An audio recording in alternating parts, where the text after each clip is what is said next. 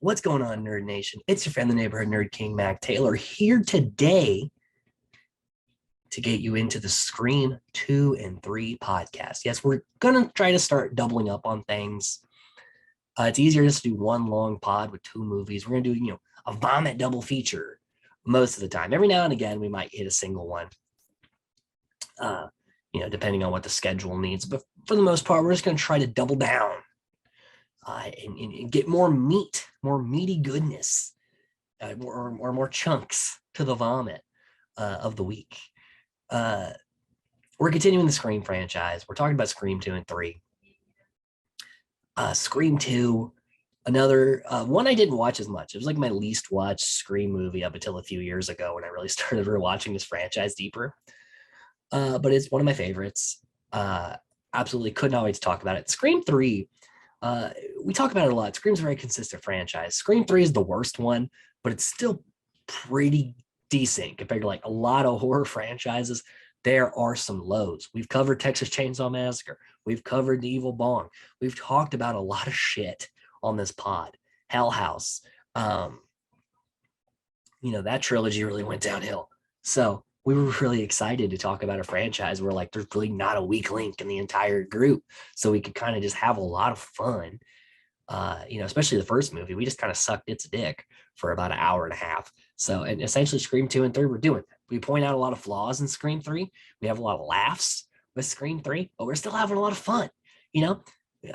Toward the end of the Evil Bong franchise and the Ginger Dead Man franchise, dude, we were not having fun doing those podcasts. We were just like, oh my God. And those movies were only like an hour and 10 minutes. Some of them weren't even an hour long. And we were like, oh my God, we got to sit through an hour of this bullshit. But it wasn't like that with any of the Scream movies, Even in Texas Chainsaw Massacre, there were movies I was like, oh my God, I got to watch this movie again.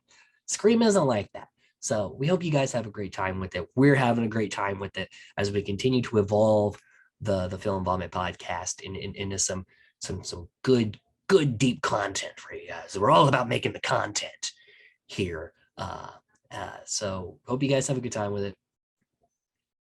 We're just happy to be back doing what we love to do, talking about movies, having a good time.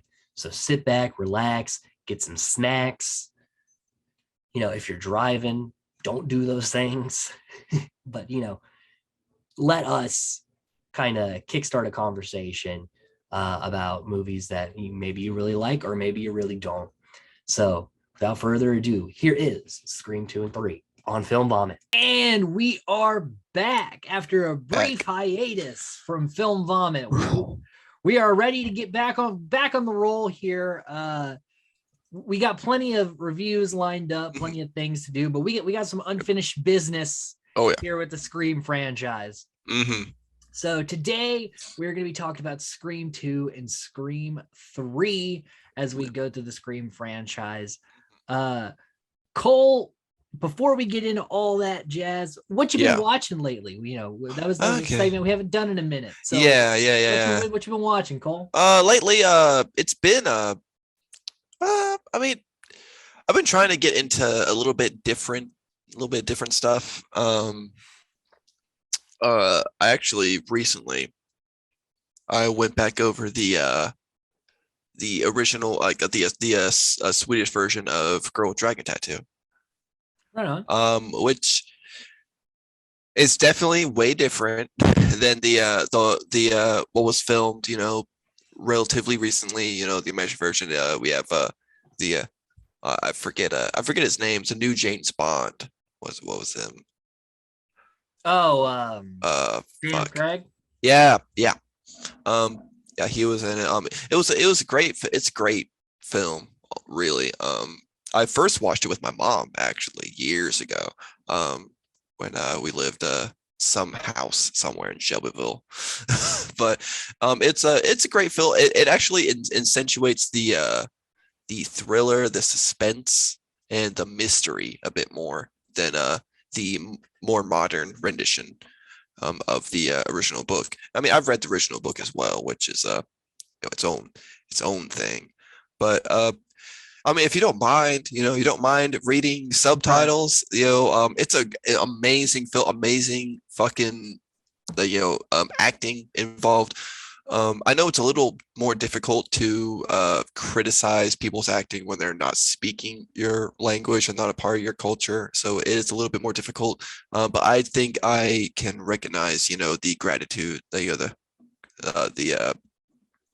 intensity that the actors bring on screen with that particular film, and it really is. It's fucking amazing. It really is. It's a great watch. Just gotta read some subtitles if you don't know Swedish.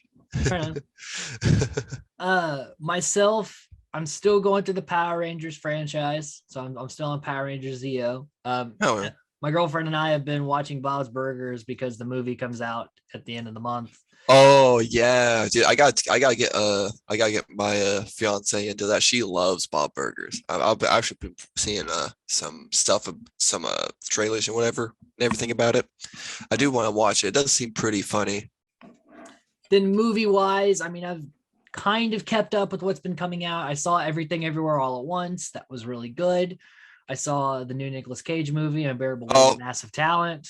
I want to watch that. That seems like a fun film. It was hilarious.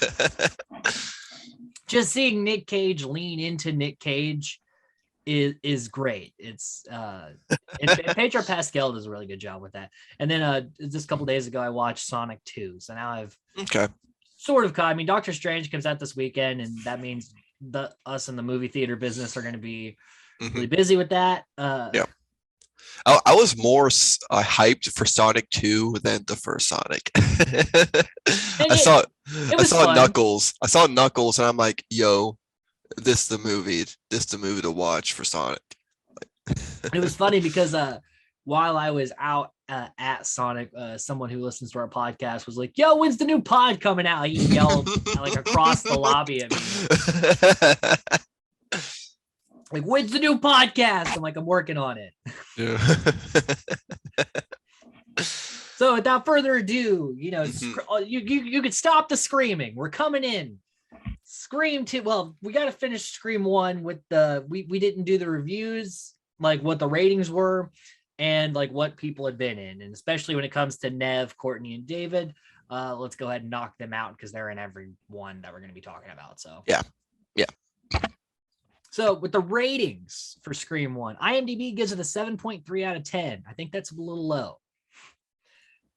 Rotten Tomatoes gives it a 79%, while Metacritic gives it a 65%. I think that's pretty low. Pretty low. Jeez, like Scream was a fucking. That's the golden goose. Yeah. Like, damn. But also it's probably one of the more reviewed films. Oh yeah. In the franchise. So, when did it come out? When did it come out again? 96. 96. I mean, I guess the market was kind of flooded at the time too. People were kind of, maybe the critics were just being a bit more heavy-handed with the slasher genre. Like Rotten Tomatoes and stuff, it's all about the user reviews, and I think that a lot of people have reviewed Scream. So like the reviews are up and down is there. Yeah, you're right. It's not like something that might have like 8 reviews, but if they're both positive, it's going to have like a higher rating. Oh, yeah. So Neve Campbell, besides being in the Scream franchise, she was in The Craft, which is a great horror film. Great movie. Party of Five, House of Cards, and Wild Things. Those are the things I knew her from. Courtney Cox, I mean, everyone knows her from Friends, but she was also in Cougar Town, Ace Ventura, and Family Ties. David Arquette. Is also an independent wrestler as well as an actor, but was in Jake and the Neverland Pirates, which I did not know. Eight-Legged Freaks, Ready to Rumble, Muppets from Space, and 3,000 Miles to Graceland. I fucking loved Eight-Legged Freaks. That movie, damn. Skeet Ulrich, who played Billy, he was in Escape Room, also The Craft, Armored, and Jericho. Drew Barrymore, who was killed in the opening, obviously has a huge career. Santa Clarita Diet, Family Guy, Curious George, 51st Dates, Charlie's Angels, Donnie Darko, Firestarter, Poison Ivy, E.T., The Wedding Singer, just to name a few. Oof. Just and those are the ones everyone knows. And, and, and, and she was briefly married to Tom Green. Oh, wow. Briefly, right? Yeah, it was briefly, yes. Mm. Kenny was played by W. Earl Brown, who was in True Detective and Knights of Badassdom. Tatum was played by Rose McGowan, who was in Planet Terror, Death Proof, Black Dahlia, Phantoms, which Ben Affleck was the bomb in. Which actually, spoiler alert for later in the year podcast, we'll be talking about Phantoms. We'll be very familiar with Phantoms because there's a lot of people from Scream that show up in Phantoms. So we'll be talking about that. She was also in Encino Man. Ooh, nice. Jamie Kennedy, of course, he's been in a lot of things, but Malibu's Most Wanted, Bowfinger, Three Kings, Kicking It Old School, The Ghost Whisperer, Son of the Mask, Tremors 5. Oof. Oh man, I'm pretty. Talk about Son of the Mask. I mean, yeah, I mean, I love the Mask. I love the Tremors series. That's my jam, straight up.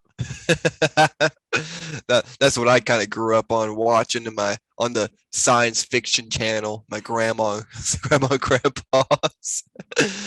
the Max. I didn't know he was in that. That's really good. I haven't watched that movie in a long time. And Stu, obviously played by our Lord and Savior Matthew Lillard, who, just to name a few, SLC Punk, Without a Battle. He directed Fat Kid Rules the World. Ooh. He was in a very low-rated movie called What Love Is, 13 Ghosts, She's All That, Without Limits, Hackers, and he's pretty much Shaggy in every single Scooby thing that gets made nowadays. So, like, the guy's working. Yeah, he is. Like, I mean, he's an amazing actor. He is the thespian that I would want to be. And you cannot get a better Shaggy either. No, really he was grade A casting for that. Yeah, like that's probably the best casting of that film. Oh yeah, was him because he's still doing it. Yeah, like whenever it's been 20 years. Like whenever this is whenever an animated series and it's not Matthew Lillard that's voicing Shaggy, I'm just like I'm immediately just put down a little bit. It's like, well, it's not the real Shaggy there, but especially like for modern audiences, people don't even probably know who Casey Kasem is. Yeah, is the original Shaggy. Like people are gonna go to Lillard. Yeah. So he is kind of becoming the further away we get from like the beginning of Scooby-Doo. Yeah, he's becoming the Shaggy for people, which is crazy. I mean, for me, it really was. I mean, I loved the live action, Scooby-Doo movies. We were like little kids when that came out. Yeah, little kids. At the age demographic. Yeah, so like Matthew Lillard kind of was the Shaggy for me for a long time, until I got a little bit more into the animated stuff. But I mean, even then, he's still like, the perfect rendition almost to me, like for like especially for a live action Shaggy, like he really plays it really well. Well, I mean, you don't see Freddie Prinze Jr. doing Fred anymore. So it's like clearly he gets it right. So we're on to Scream 2, the quick turnaround. This one came out like less than a year later. Yeah. Because they were like, oh my God, this movie's fucking huge. We need to get another one out right now. Yeah, real fast. Which, it still is how this works because Scream 5 was a hit and now Scream 6, March next year. So, it's still happening. Horror loves a quick turnaround. Oh, yeah. So let's get right into it. We start out with Maureen and Steve, who got tickets from their friend Mickey to go see the new Stab movies. They made a movie out of the real life murders, and it was directed by Robert Rodriguez, which, is kind of a joke because he was actually like approached to direct Scream, said no. So they're like, oh, like as a joke, you can direct. And he literally directed the scenes of Stab for this. So like the meta commentary in Scream just keeps getting deeper. With how this goes. And it's also our first mention of Mickey, who will become a big character. It's one of my favorite characters in the Scream franchise. And there's a lot of jokes. And Maureen is played by Jada Pinkett Smith, which is especially right now with what's been going Mhm. on. It's kind of hard to overlook. But they're talking about, horror movies are dumb just because white girls are getting cut and blah blah blah. Because Well, Marine hates sport. uh, let's go back to like how things are right now. Like let's let you have you explain that real quick. Because I was just thinking about how people I was just thinking about how people probably wouldn't know later. Like this is gonna date the shit out of this podcast. Yeah. So if you're listening in the future, this is inevitably gone away. Will Smith slapped Chris Rock at the Oscars and over a Jada Pinkett Smith joke. It was a shitty situation. It was dumb. Yeah. But it was like all over fucking Twitter and shit for like a month. And it's not even her fault. It's not. Man. The times we're having right now. Yeah. Wild. It's wild. So like Marine like is the typical girlfriend. It's like, oh, I hate horror movies and blah blah blah. And so I work in a theater. So the what happens in this theater it would make me quit my job at the movie theater. They're handing out costumes, like Scream costumes, for the Stab screening, which the only difference between the Stab mask and the Scream mask is it's green for some reason. Yeah.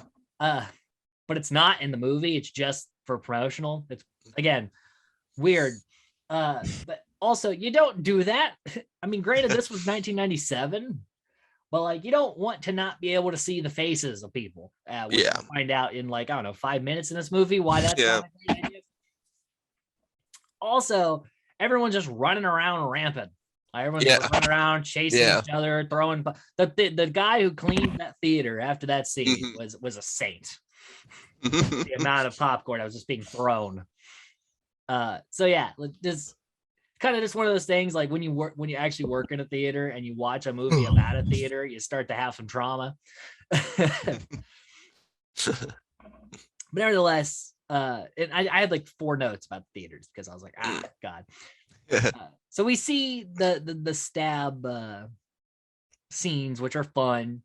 It's kind of this like recreation of the opening scene of Scream, and it's but like when she goes to get in the shower and then turns around, and everyone's like, oh, like it's like having like a real like crowd reaction to it. It's fun.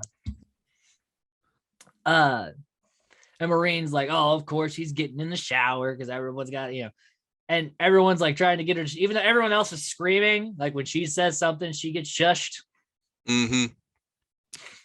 But really, no one should be talking. And Steve goes to the bathroom and hears like a voice in the next stall and just tries to listen. And I'm like, dude, I don't. If I'm in the bathroom for actual bathroom purposes, I don't want to hear. Yeah. I don't care. Yeah, like I'm gonna do my business and leave. Yeah, especially like a movie theater bathroom, bro. Get out of there. Like, what are you putting your ear on the door for? You don't know what happened in there earlier. For real. But he gets stabbed through the wall in his head. Yep. Impeccable accuracy. Yes, and also like weak ass wall. Yeah. Like this little hunting knife shouldn't go all the way through this like metal slab. In theory. We need to strengthen our theater bathroom for this reason. So then the killer returns wearing a mask and like Steve's coat. Yeah. But also like the killer's got a different frame than Steve does. Like he's a little slimmer. Like, wouldn't you notice that? Especially if you're dating Steve, wouldn't you notice that like it looks a little different than Steve? Yeah. And also he's wearing this mask and not saying anything. It's probably not like Steve. Yeah. Considering he knows you would probably beat him up for this. It just seems like she just plays into this way too hard. Yeah. But then, surprise, it's not Steve, duh. And she's Uh, stabbed in the middle of a movie theater. And, ooh, but because everyone else is like fake stabbing each other, it takes them a long time to figure out she's actually been stabbed. yeah, like, Which is a great scene with her like yeah, screaming and dying in oh front of yeah, this like raucous crowd. oh And yeah, like, yeah, it's a great opening. Probably one besides the first film, probably the best opening to a hmm Scream film, just like because of the setting. And hmm this could potentially happen. yeah, Because again, if you're in like a packed horror flick house, it's gonna take a second for people to realize that shit actually is real. yeah, So that was all. That was a very good touch and a hmm very good opening for the movie. oh yeah, yeah. It was really cool. I really did like the little bit. Like I did kind of like how people just kind of played it off too. I guess it's like, oh, it's just a part of the act and everything, because that would be a thing that that could potentially happen. People just kind of playing with it. Mhm. And because everyone's wearing the killer's costume, he could just Yeah, slip yeah. right out. But it's something that kind of happened with one of the other movies that we watched. About the it was at Oh, a Hellfest. Yeah. Hellfest. Yeah, yeah. It's like someone gets stabbed and someone's like, oh, it's a part of the act. Because it's a whole festival thing. It's something that could actually happen, and I do think I add the realism kind of adds to the cool factor Yes. to the whole scene, the whole thing. Yeah. It's a very cool Mhm. concept. And Yeah. also just like it's a sequel. We have more Oh money, yeah. like Yeah. something bigger, and they do it well. It's still tasteful. Yeah. Meanwhile, Sydney gets like the mysterious call, but she has caller ID now because she learns from her mistakes. She tries to minimize her risks. We can appreciate that in a protagonist. Yes. Uh, and basically, now that Stab is coming out, it's kind of making things worse on her because now everyone wants to like be a part of it. Yeah. Uh, and also Cotton is running press because he's not in prison anymore, and he was like he Mhm. didn't murder anyone, and now he gets to kind of like because he wants to be a star, Yeah. and now he's like trying to ride that. Yeah. Now he's got his talk show. It's like 100% cotton. Well, at this point in two, he was just running the press circuit, Yeah. Yeah. Yeah. Yeah. He trying had to like he was trying to get the talk show. Yeah. Uh, and Sid is in college now, Mhm. so she has trauma, but it's not like the end of the world for her yet. Yeah. She's trying to move on. She's trying to be normal. But she'll find that's very hard for her to do because she's trying to get recruited by a sorority, which she's like, no, sororities are terrible. But her roommate's like, come on, like Mm. college. Like, don't you want to be humiliated in front of dozens of people for fun? Not your fun, but for their fun. Especially like this sorority, like the way that we'll talk about it. There's like Yeah. three characters who are just like the worst that run this sorority. But Sydney realizes it's happening again because murders. Murder. And reporters are just swarming the place again, like and like Sydney, what do you think about the fact that people were murdered kind of close to where you are? It's like we haven't even connected these murders to like a Sydney backstory yet. This could have just been two people just killed. Yeah. Yes, it's the Stab movie, but like it shouldn't immediately be like, Sydney, what do you think about this? Like Yeah. she just found out. She doesn't think anything of it. And then now we start talking about sequels. Yeah. And violence sparking crime, which is something that happens where it's like, do movies inspire murderers? No. But they can be a catalyst someone can use once they've been convicted to try to backpedal. Yeah. The movies don't create the monsters. It's just, they might put things into perspective. Mhm. But the people are already fucked up. Yeah. And they're in like this film class with Randy and Mickey. Yeah. And Joshua Jackson, for some reason, has a cameo here, and it's like he's never seen again in the movie, and it's just weird because he was part of this like '90s horror movie kind of thing, because he was in like the Skulls and Urban Legend and stuff, and he's just in this one scene. But it's like distracting now because I'm like, hey, that's Joshua Jackson. So they're talking about, our sequels as good as the originals, and Randy's like, no, sequels are always inferior. And he's like, what about Terminator 2? What about Aliens? He's like, man, you love James Cameron. And it's, it's a definite like film class talk, but I do agree with Mickey though. Those sequels are better than the originals. It's hard for a sequel to top an original, but it can happen. Just depends on where the bar falls. Yeah. And Randy refuses to believe it's back. And we'll see this for a little bit where he's like, no, like we survived that. It's done. It's in the past. I don't want to do this again. I barely survived last time. Like, I don't think I can make it out twice. And he'll be correct about that. So like Sydney's trying to confront him about it. And he's like using this British accent while he's trying not to. And I don't know where that came from. I don't think Jamie Kennedy knows where that came from either. It's just something that happened. Like he just started doing it. And they just kept it in the movie. Because it's like his denial voice is a British person for some reason. Like, it's weird. But like, I don't know. It's definitely something I could see Randy doing.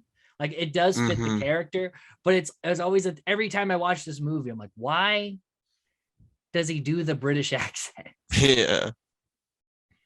And then we're introduced to some new characters because there's Derek, Sydney's new boyfriend. So yeah, she already got a new boyfriend. She really dipped back into that quick. Oh yeah. And poor Randy, because he's like still crushing on Sydney, but like she's always gonna go for someone that's not him. Yeah. And Gail, we find out, wrote a book about the Woodsboro Massacre, and that's where the movie came from. So technically, Gail, in her quest for success, is the reason this is kind of happening. Yeah. So everyone kind of has like a way they've coped with what's happened. And then we meet Joel, the new camera guy, who does not know what happened to the old camera guy. Yeah. And we also meet Debbie Salt, the mysterious new reporter who's like following Gail around, trying to like one-up her. So we're starting to slowly introduce our new characters. But Gail's not one for fans. Gail has not quite. She's not as much of a bitch as she was in the first movie, but she hasn't quite really become a hero yet. So she's still like kind of rough around the edges, as we see with her interaction with Debbie Salt. And then we meet the other sorority girls who are trying to recruit Sydney, but they're also like, they keep bringing up Sydney's troubled past. Yeah. It's like, we don't have to do that. We could just not talk about the trauma and the murder. I just want to make you feel like absolute shit. Just let you know. But we still want you to join our group. Like, what? Because they're like, oh, isn't this your fault that this is all happening? It's like, no, what do you think? She did.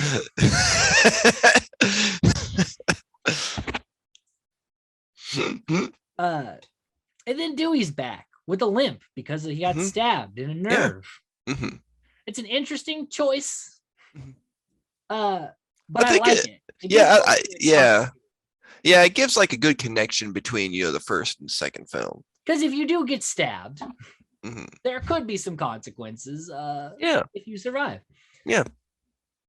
And also, it's kind of a thing because Dewey wasn't supposed to survive the first movie, so it's like, oh, he did survive, but like they're like, you're gonna pay for that.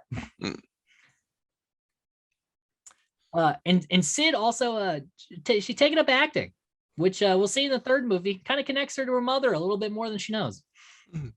But she's in the theater. And I don't know what play this is. I know it's like some like old timey like kind of Shakespearean era drama. Hmm. I don't fucking know. Yeah, I don't know. I'm not that much of a theater guide where I know deep Hmm. lore. Basically, Dewey is like come to campus to like be a detective.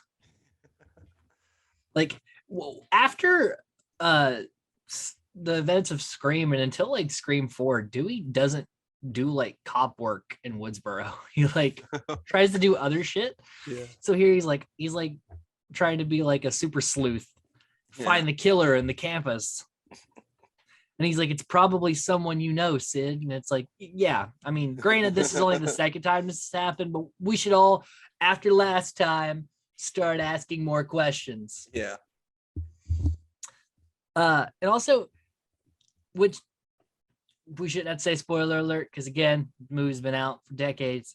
Yeah. But the killers in this movie are Mrs. Loomis and Mickey. Yeah. And it's fun to watch knowing Mhm. who the killers are to try to pick up on clues. Hmm. Mickey just looks on complete edge every time Yeah. Sydney's around. Yeah. Like he interacts with anybody else and he has like a normal rapport, but anytime Sydney's around, he's like very like laser focused on her and what she's doing. Hmm. So you kind of do get like little hints that it's him throughout the movie.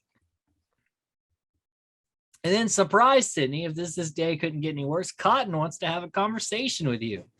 The man that you framed for murder. Yeah. A little awkward. Yeah, and it was all Gail's idea. She's like, it'd be a great Yeah. story. And Cotton's like, wait, Sydney didn't know? You said she knew. Like, are you And trying then- to tell me that you're the only one who's being an asshole right now? And then Sydney hits Gail again. It's like, Mhm. remember the last movie? No. And then Gail and Dewey always have this awkward, like, Dewey's always like, oh, here's Gail Weathers, always wanting to come in and capitalize on the murders of a small town. She's always like, come on, I'm just doing my job. And he's like, because basically he's just mad because her book painted him as like an idiot.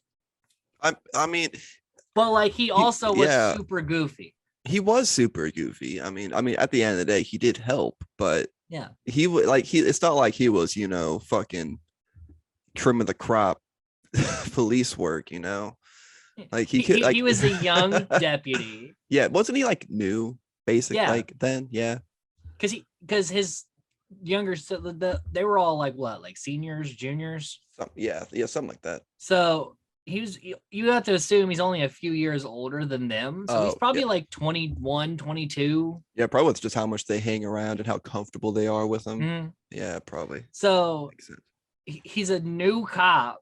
Yeah, and he wants to be really good. Yeah, but because of that, he just comes off like really naive and really. It's not that he's an idiot. It's that he's just ignorant about a lot of things. He's naive. Yeah, like this is not the case for a brand new I want to know where the senior officers were. But like brand new small town cop. Yeah. Usually doesn't get like high profile murder case. Yeah, he was probably like one of like 3 other cops.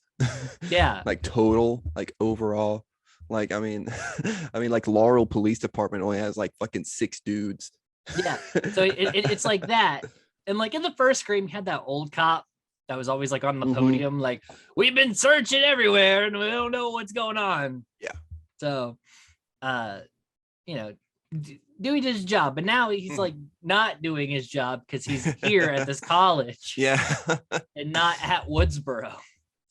Call me Dewey PI. Yeah.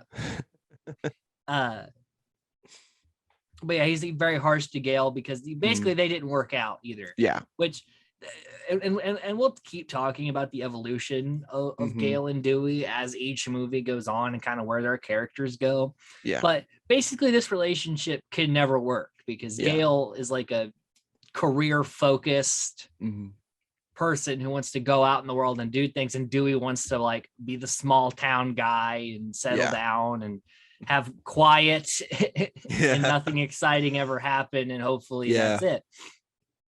So like while they have a great connection, their Hmm. paths are never going to go the same way. Yeah, and I do like seeing that. Mm-hmm. Like I find it great for the characters too. Like it really makes me invested in them a bit more specifically, as the movies go on. And it is kind of added that David Arquette and Courtney Cox did end up getting married Hmm.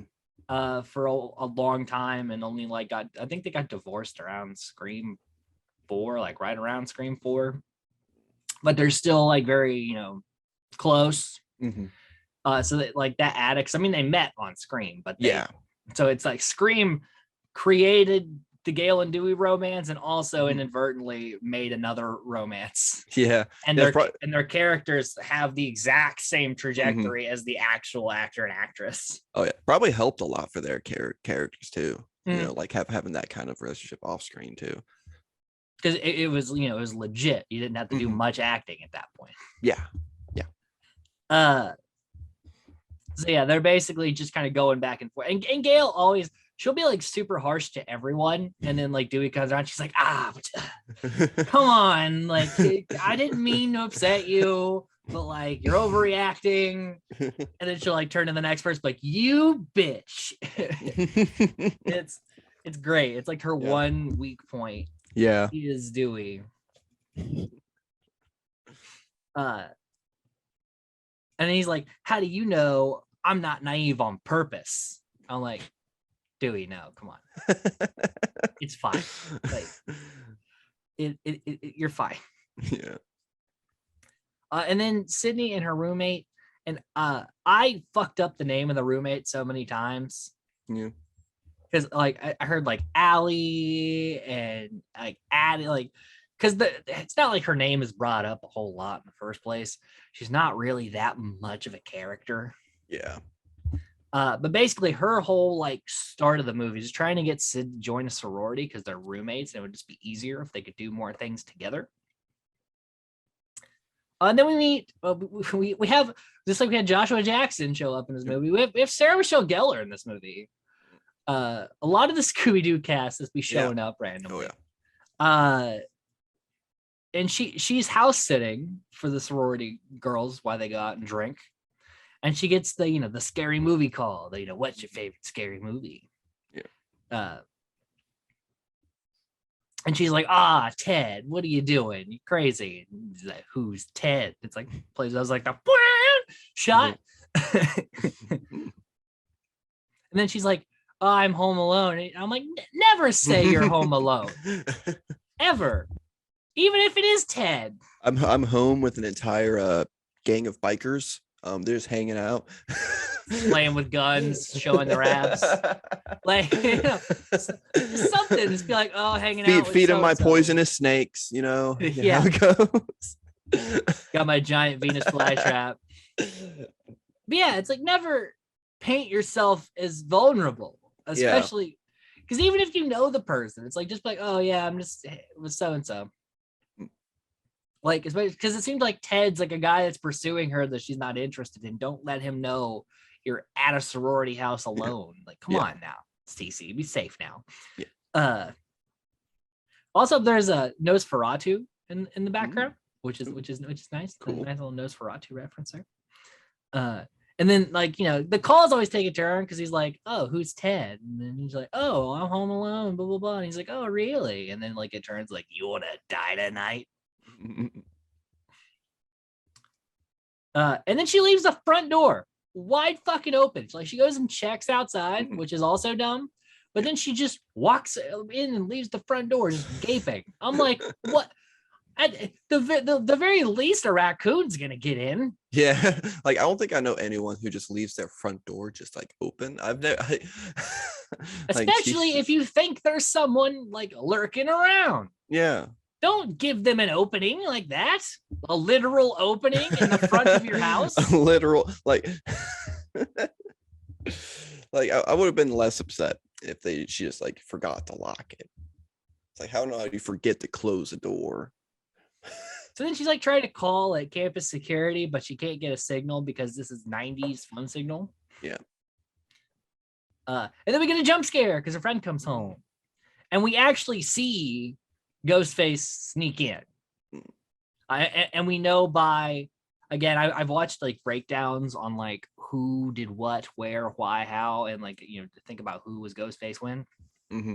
This is definitely Mickey that did this, because Mrs. Loomis really doesn't do a lot of the killing. Yeah. And the killings she does are very personal to her, whereas Mickey's more like he's excited just to do the murder part. Yeah. So like she'll do the masterminding, and he's like, "Ooh, let me get on in here, do a little stab." So it's Mickey in the house. It's not Ted. Yeah. And her friend leaves, and again, like they kind of like leave the door open for a second. I'm like, "What are you doing? Like, why is everyone in the sorority just like leave, like everything unattended? Like, what? I'm surprised this is the first murder in this sorority." So then he pops out of the closet, and they do the nice chase scene. Like she tosses like a bike at him and shit. Because the rule of Ghostface is that you have to be as clumsy as possible, because you just throw yourself at everything. Yeah. Like someone runs toward a window and takes a turn, you dive out the window, and then you come back in. Like these crazy body motions. But then she is stabbed and thrown off the balcony. And it's kind of weird to see Sarah Michelle Gellar in such a small part. Yeah. But I think this was this before Buffy, or was this during Buffy? When Buffy was in the 90s, right? Yeah, I'm pretty sure. I'm gonna look at doing a live fact check. Live Google.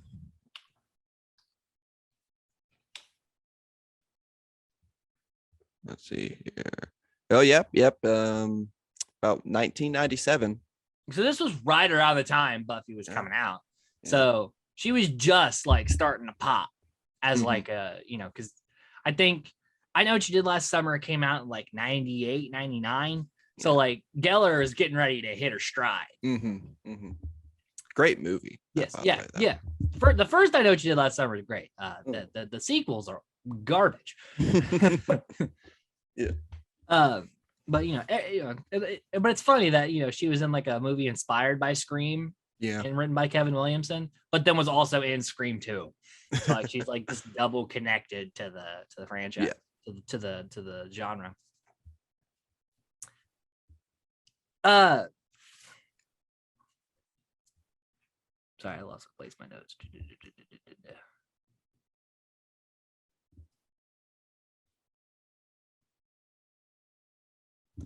Oh, and then so everyone shows up.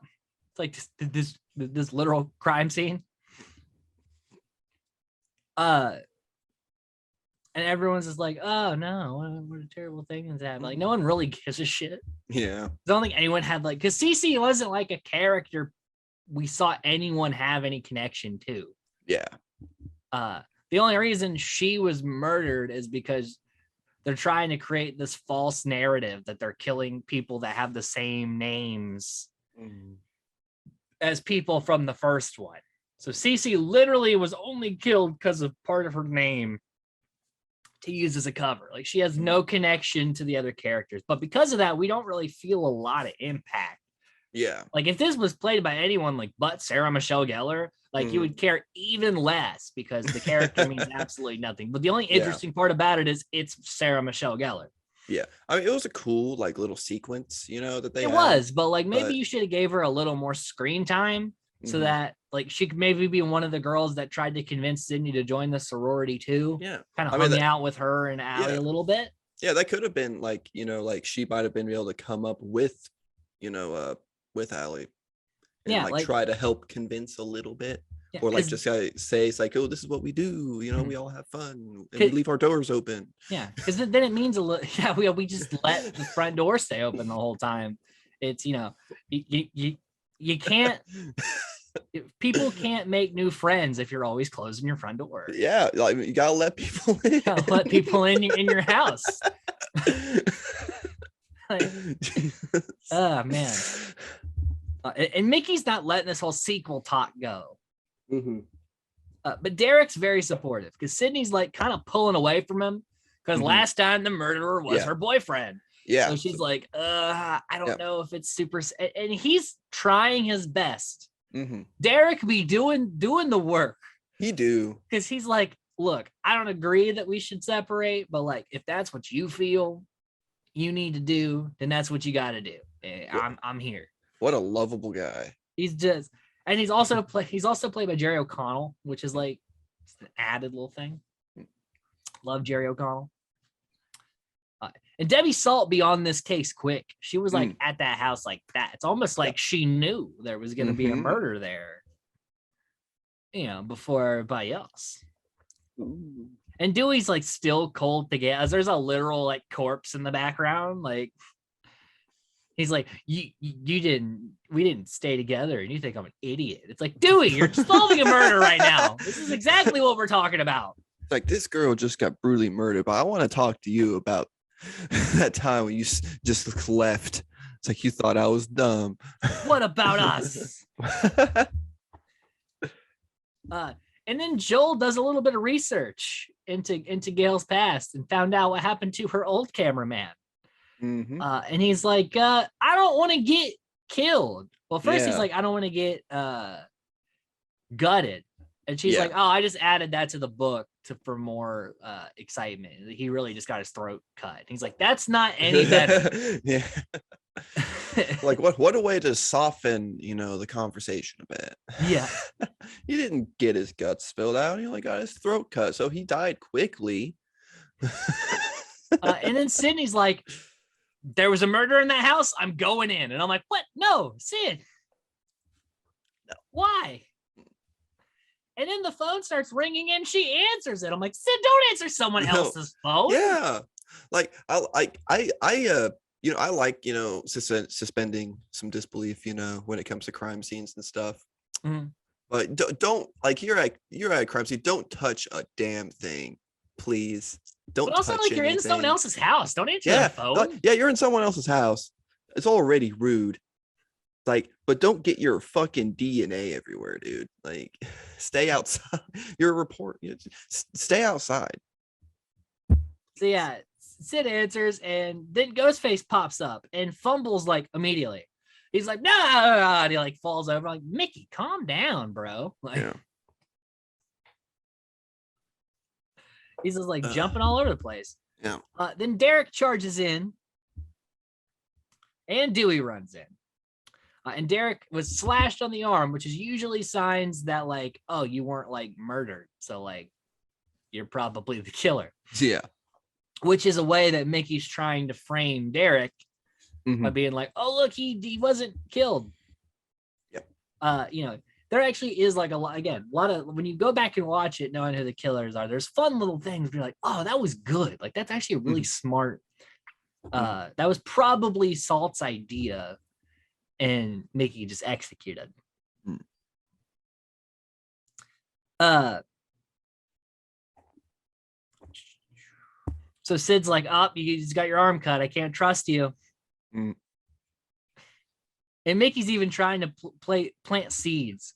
Because like they were supposed to have shifts on like hanging out with Sydney, so she wasn't always alone. And she's like, wasn't it supposed to be you tonight? And he's like, oh, me and Derek traded shifts. So it's like, oh, why did he trade shifts? But really, Mickey traded shifts so he could get this murder accomplished. Yeah. But again, it makes Derek look even more suspicious. So it's like, it's really good. And then Dewey immediately like does like the whodunit looks where he's like, what's up with the slash on your arm? And, you know, what's up with this guy? And then they connect the dots on the names. They're like, her name was Maureen. His name was Steve. Her real name was Casey. It's like, oh my God, they're recreating the names of the original murders. Which would be like, you're going to run out of, there wasn't that many murders. You have to find someone named Tatum. Yeah. Like you had to keep like that, yes, it's a weird coincidence, but like we should probably be looking other places because there was only so many other victims. Yeah. And none of the survivors were obviously on that list. Mm-hmm. So at some point it's gonna change. Yeah. But they all just had like, oh, connect dots moment. Mm. So Sydney's trying to distance herself, and Derek knows he's a suspect. But again, he's being a real good sport about everything. He's just like, yeah, just gonna get through all this stuff, and I'm here for you. I'm not gonna turn. I'm not a murderer, but yeah, whatever makes you more comfortable. And Salt starts probing Gail about Dewey because she's like, "What is it, Dewey who's the murderer?" And it's like, come on, Yeah. come on. Dewey could never be the murderer. He's too like you. He would fail. He wouldn't He would accomplish the fail. murder. Yeah. Yeah. So that's just kind of, and of course that's this Gail soft spot. It's like, it could never be Dewey. Like it could literally be. It could be me first. Yeah. Probably don't say that during an investigation, but And then Mickey's trying to plant seeds against Randy. Because that's kind of like his rival in school, where he's like, he knows more about movies than I do. Yeah. Meanwhile, Derek does this weird show tune for Sydney. It's from a movie. Yeah. And I'm trying to remember what it was because like it got brought up the other day and I was like, that's what that's from. And I just forgot it again. But he's doing this whole song. Oh, it was from Top Gun. Oh. It's the song they sing in Top Gun at the bar. So I was like, this did get brought up. Yeah. So they're doing that. Like he's standing on like the cafeteria table, like singing the song for her. And he gives her his Greek letters, which is like a crazy thing, apparently. Like you don't give a girl your Greek letters. I don't understand why. Fucking college people and their stupid rules. Leaving your doors groups. Open. Yeah, like that's like fucking glaring problem, right? And Mickey's like playing a wingman to it.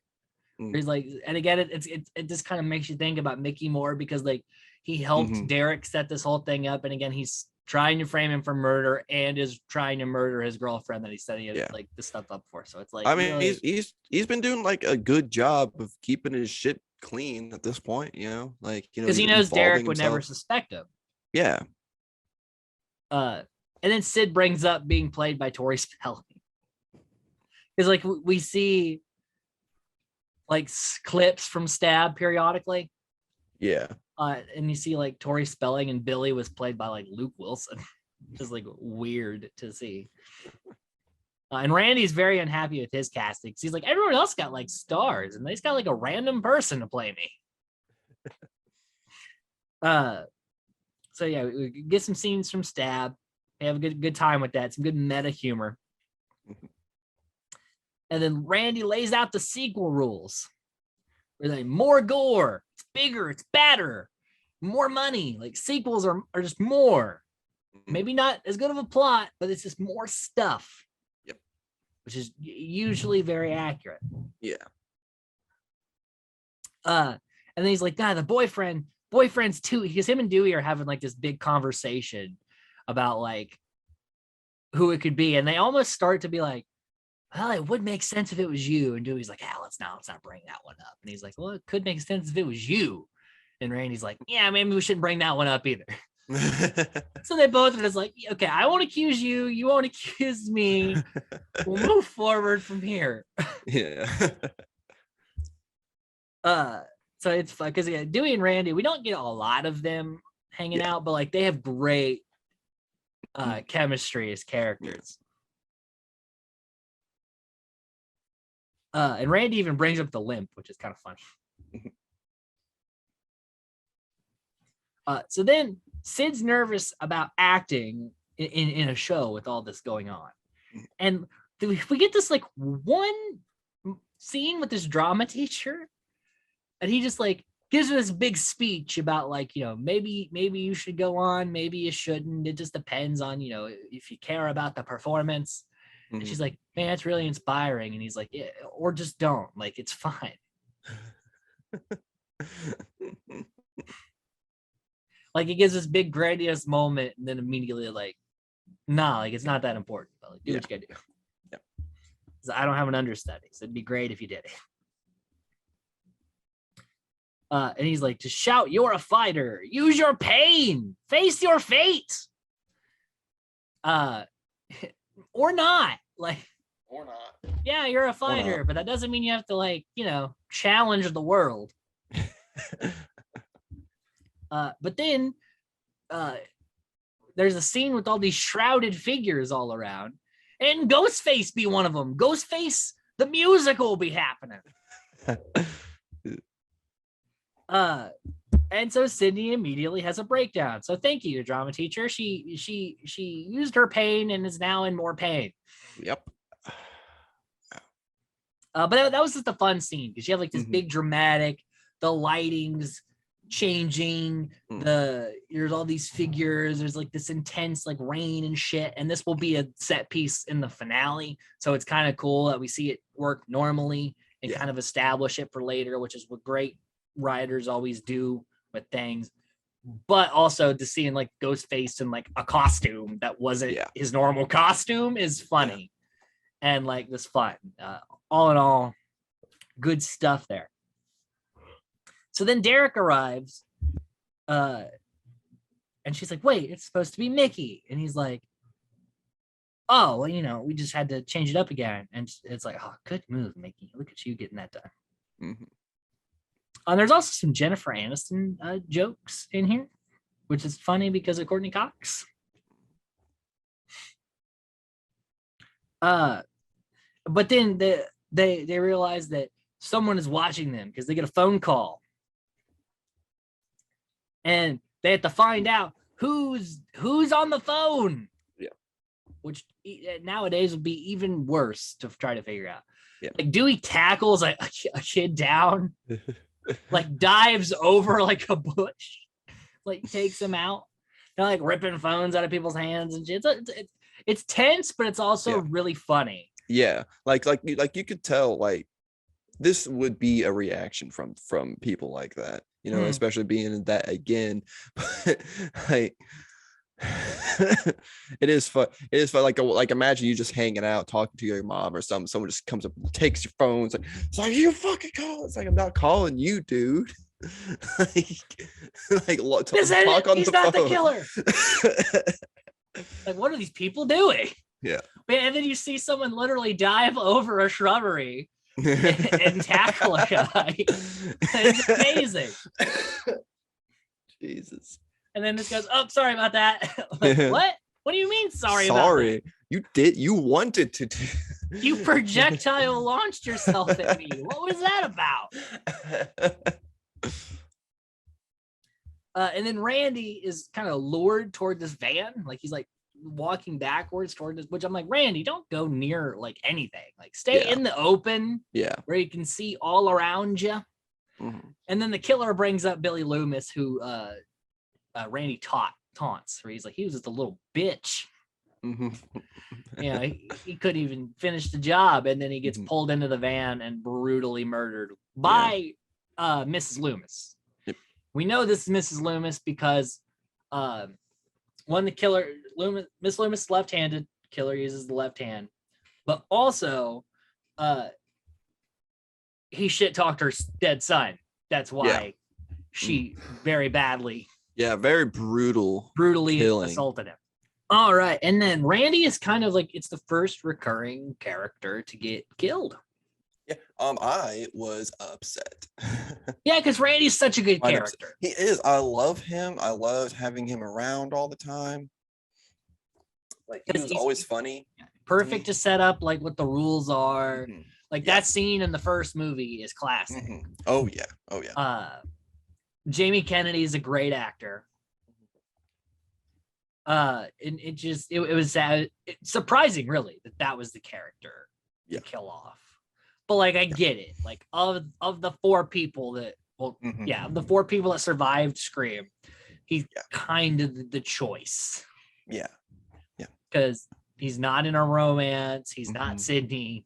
So and it still has the added benefit of being impactful too. too. Yes, because Like, a we lot all of the cared about fans him. were like, no, not Yeah, Randy. yeah. Like, I mean, he's my favorite. I I mean, wish I he would have loved made it a him. little deeper in the movie though. Like maybe if he died in like the finale Hmm. instead of like midway Yeah. or like 3/4 of the way, like that would have been a little better. So then we get some 90s computer shenanigans. Ooh. Because I'm hacking into the yeah, mainframe. yeah, someone hacked into Windows 97. Oh God. Uh and Cotton shows up and he just wants Diane Sawyer. Sydney, it's Diane Sawyer. You put me in prison. All I want is 15 fucking minutes in Diane Sawyer. Way to make yourself not look like a crazed man, Cotton. Yeah, like I understand that you can be mad, but this is not the time. And then he gets arrested. He's like, for what? Yelling in a library? No, sir, for verbal assault. Also, we're trying to figure out the killer's in the library, and you're here just screaming. Oh, bad time for that. And then Joel just straight up leaves the movie. Yep. He literally, it's the smartest character ever. It's just like, nope, leaving. But also, like, I kind of wanted to see him get a little more development, but he doesn't. He just dips. And Gail kind of feeling rough about the spot she's in. And then,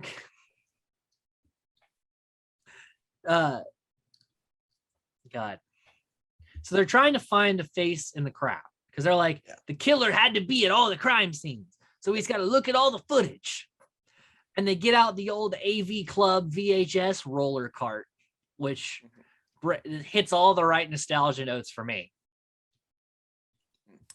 But then like they start like getting romantic. I'm like, guys, it's not time to fuck each other. It's time to solve the murders. Yeah, they're getting frisky. Dewey, like, you came here to solve murders. Darn tootin', I came here. like this is not the time or place. Like you're in the Dewey, you're part of an investigation right now. Like it's like this is not what professional police officers do, Dewey. And then you wonder why we call you the bumbling naive dude. Like you're literally here to find like the killers on these tapes, and you're not even looking at the tapes. No, they completely. But then we get Killer Cam as the killer's in the projection booth. Ah. So we get like the chase. Chases Gale, and Gale hides in like the sound recording studio, which looks really good in his college, like especially for 97. So it's like top-notch shit. And the killer is in the booth. It's very tense. And Dewey gets stabbed from the other side of the glass while Gale watches. Like, which again, you're like, oh no, they killed Dewey too. Like, oh God. Oh yeah. Like having two reoccurring characters, basically like to us, at the moment dying. It's really setting the stakes at this point. Mm-hmm. It's the sequel. It's bigger. Yeah. But yeah, very tense, very good chase scene. Very good. Which I'm not gonna lie, this is something that made me actually believe that Dewey kind of was a part of it a little bit. I don't like because of of previous film, like the extent that they would go to make themselves look like they weren't the killers, like they would stab themselves, hurt themselves really bad. And this is something that I thought I thought it would have been Dewey at this point, on my first viewing, long time ago. Just because of the reoccurring talks and him being here and everything and putting himself into it, it lined up a little bit for me at the time. But I mean, going back, on what we said, Dewey is is a little dense or a fog-headed. Mhm. Like this would be a little bit out of his intellectual Yes. area here. And from what we can tell, that this is Mrs. Loomis chasing them through the booth and trying to kill Dewey and all this stuff. Yeah. I feel like whenever it's like a super violent killing, like It's Mrs. Loomis because it's Yeah. personal for her. yeah, Where it's yeah, Mickey, it's just something he wants to do. Yeah. He's having fun. yeah. But like she gets stuck in the door and she tries to break the soundproof window, which I'm like, you're not breaking that window. Like, Oh no, no. It's literally meant to not be broken. Do you think you're stronger than sound? Yeah. Been a nice like Jack Black line. But yeah, that's not was so funny. She throws a chair at it. I'm like, you're not gonna fucking break it. We've all watched iCarly. We all know how they work. Then she just disappears. She straight up just like, because Ghostface has like teleportation powers sometimes, even if it doesn't quite make sense. So the cops plus Sid and Allie head to safety. And the frat boys show up to punish Derek and make him super vulnerable for the final act. Like, and can we just say how fucking stupid hazings are? By the way, completely stupid. People have fraternity actually life died. Greek life in general, very dumb. Yeah, like people have actually died from shit like this, and they literally put him good. On a cross. Yeah, like this is like it's like fucked up. It's like, oh, you did this thing we didn't want you to do for an arbitrary reason. Ooh, you're about to get fucked. Like, and here in a minute, like about to get shit's about to get real bad. Yeah, about to get really bad. Should have never gave away them Greek letters, Derek. So Ghostface pops up, and instead of like running him down, the cops really fuck up here. So Ghostface kills one cop, and then the car crashes, and a pole like goes through the other cops. A very violent, gory death here. It's like the goriest part of the movie. It's also, probably the most expensive with the crash in the car. Oh, yeah. And it knocks out Mickey because the car crashes.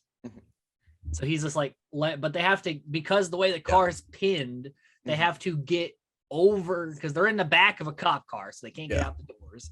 And the passenger side doors barricaded, so they have to crawl over Ghostface and get out of the car, which is so tense. It is incredible. Like, that's like, I can feel just like the anxiety. Even though they're gonna make it, you're still like, ugh, I don't know. Like that's like I don't know if anyone's ever had to like, try to not. I mean, if anyone's ever fucking tried to sneak out of their house, trying to not make noise, or like you have to step over the dog, so they don't bark. Like, this is about that times like 10. Like, because like there's a literal murderer you have to crawl over. Yeah, like this, like it is insanely tense, and that's something that I was like, when I like thinking about it, I don't know if you ever do this, like put yourself in situations in the movies you watch, and like seeing this, it's like that's something like I would probably not be able. I'd probably die in the back of that car. Like, that'd be something that would scare me so much. It's like, are you sure there's no other way out? We can't like we'll dig our way out. Yeah, like that's something like scary for me. Like, it's specific, like it's very tense, very anxiety inducing. But nevertheless, they get past. So they crawl over, but again, the music builds, and you're just looking at like motionless Ghostface, but the mask still has, expression, which makes it, because it's not like if there was like a person asleep, you would see their eyes closed. You'd be waiting for the open. But the thing about Ghostface just laying there motionless is that you don't know if he's actually awake or not. Yeah. And he could just be playing possum. Yeah. So like it's just tense the whole time because you don't know if the pop's gonna happen. Yeah, the craziness we've seen from Ghostface. Exactly. Like, we don't know if they could just be pretending. So they get past, and Sid's like, wait, I gotta just know who's behind the mask. I should have probably done that when we were in the car. And Allie's like, nah. But then Ghostface somehow, don't know how, pops up behind Allie and quickly gets her out of the movie. Yeah, and which is a kind of like it's a little funny to me watching it because like when the camera like turns like to her and she's just like in the back, it's like what like putting her arms out. Yeah. It's like it's the ultimate framing to get killed. When like it's like that split second right before it happens, like, ooh, this is happening, and then it happens. Like it was a little funny to me to see that little bit of anticipation from me. Yeah. But and I also have no fucking clue how Ghostface would have been able to, because I assume Mrs. Loomis was still at the school. Yeah. So how did Mickey get from the car to behind whatever that was without them seeing him move? Without them seeing him move, without him making a sound, with like nothing, like it doesn't make any sense. No, getting rid of somebody out, like getting a little cool, like kill out really quick, I guess, is fine. But you're sacrificing some realism, which Scream is supposed to, Scream 1 did incredibly well. Yeah. Scream 1, especially with like, and again, it's never been explicitly stated what is true, but like the way people have broken it down, it makes a lot of sense. Oh yeah, like I think I watched a couple breakdowns on YouTube. I apologize for not remembering who. Zach Cherry is a YouTuber who does a lot of Scream content. Yeah. And he's done breakdowns, particularly of the first Scream, about like who was where, when, and why. Yeah. And it, again, but no one knows besides Kevin Williamson and Wes Craven. Yeah. And they probably didn't even think that deep. Yeah, but it works. It comes out incredibly well. It makes so much sense. Some care was put in to figuring out where everyone would be placed and where things would be. It just shows, like, even if they didn't work on that, they worked hard enough on the movie for it to just work itself. And on the second one, I think they kind of took their foot off the gas. One, the turnaround time was crazy. So they probably didn't have as much time to work out those details. Didn't this movie come out like a year after the first one too? It was less than a year. Wow. Damn. So that's not a lot of time. That's not a lot of time to write a script, which I think Williamson had Scream 2 script ready in case. But Wes Craven didn't have time to work out those like really intricate details. Yeah. Because it's like, oh, we got to get this shit shot in post fast. Yeah. So I think the movie does suffer. And this particular detail is part of it. Yeah. Yeah. Like it's easy to to go by stuff like this with other horror movies, but Scream is a little bit of an exception. It's because it's so meta and does poke fun at those other movies. It needs to be more grounded. Or else it almost is hypocritical in a way. Yeah. Yes, it is satiring it, and that's part of the meta commentary. Yeah. But this just seemed a little out of place. Yeah. Compared to the rest. Nevertheless, that happens. Allie's character really wasn't given much to work with either. She's really just kind of there to be. She's like the Tatum prototype. But Tatum had much better character work because she was tied to Dewey and other characters and Stu and all that. Gail bumps into Cotton and she blames Cotton in front of Mickey, which is funny. So Mickey's seeing like people point fingers at everyone but him. I bet he feels just fucking great. Yeah, he's probably like, dude, this is totally working. I didn't think it actually would. Probably helps dive into how like his psyche is, like how he acts later. Probably why he's so confident. So Sid runs to the theater and she gets trapped on stage where Derek is lowered like Christ. Yep. Imagery, man. And then Mickey reveals himself. Straight up, like there's no like, he just shows up. He's like, yeah, it was me. It was me. Got a big old cut on his noggin. But still, he's like, it could be both of us. And Sid's like, that would make a lot of sense. And he's like, I can't believe you're fucking falling for this.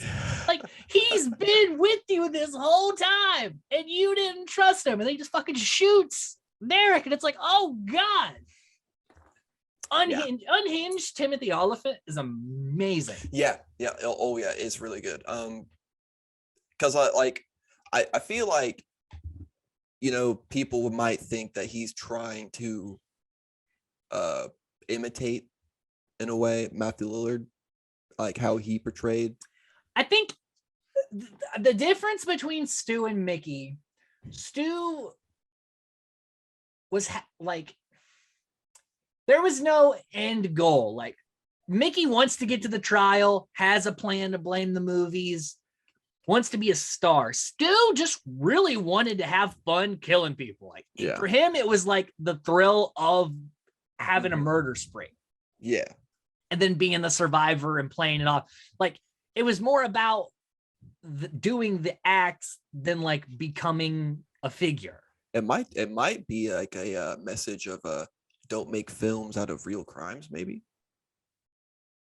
Maybe. I feel it's a bit of a stretch. Yes. But that's a little bit might be there. I think that because there was actually a murder where people tried to blame Scream in particular, because like the killers had a fascination with horror films, particularly the first Scream. But that has nothing to do. They were gonna be psychopaths. Yeah. And probably gonna become murderers anyway. Yeah. They just happened to watch a movie that they particularly enjoyed and had like merch from. Yeah, it's kind of like people trying to blame like, you know, violent video games and stuff on the like Columbine shooting, you know, for instance. Like, you know, it's a psychological thing. It has nothing to do with content. Yeah, like they were just sick people. Yeah. That just so happened to be in the wrong place. And so I think that's what Scream 2 is trying to like bring up is like, yeah, Mickey's a fucking psychopath, and he knows he's going to get off if he blames the movies, because that brings up, you know, things that you can't get convicted for. And then you're just insane, or, oh, it was something else's fault. It's not his fault. And he could try to write it off, but he knows that. And it's not really the case. Yeah. So it's bringing up like, yeah, these fuckers are crazy.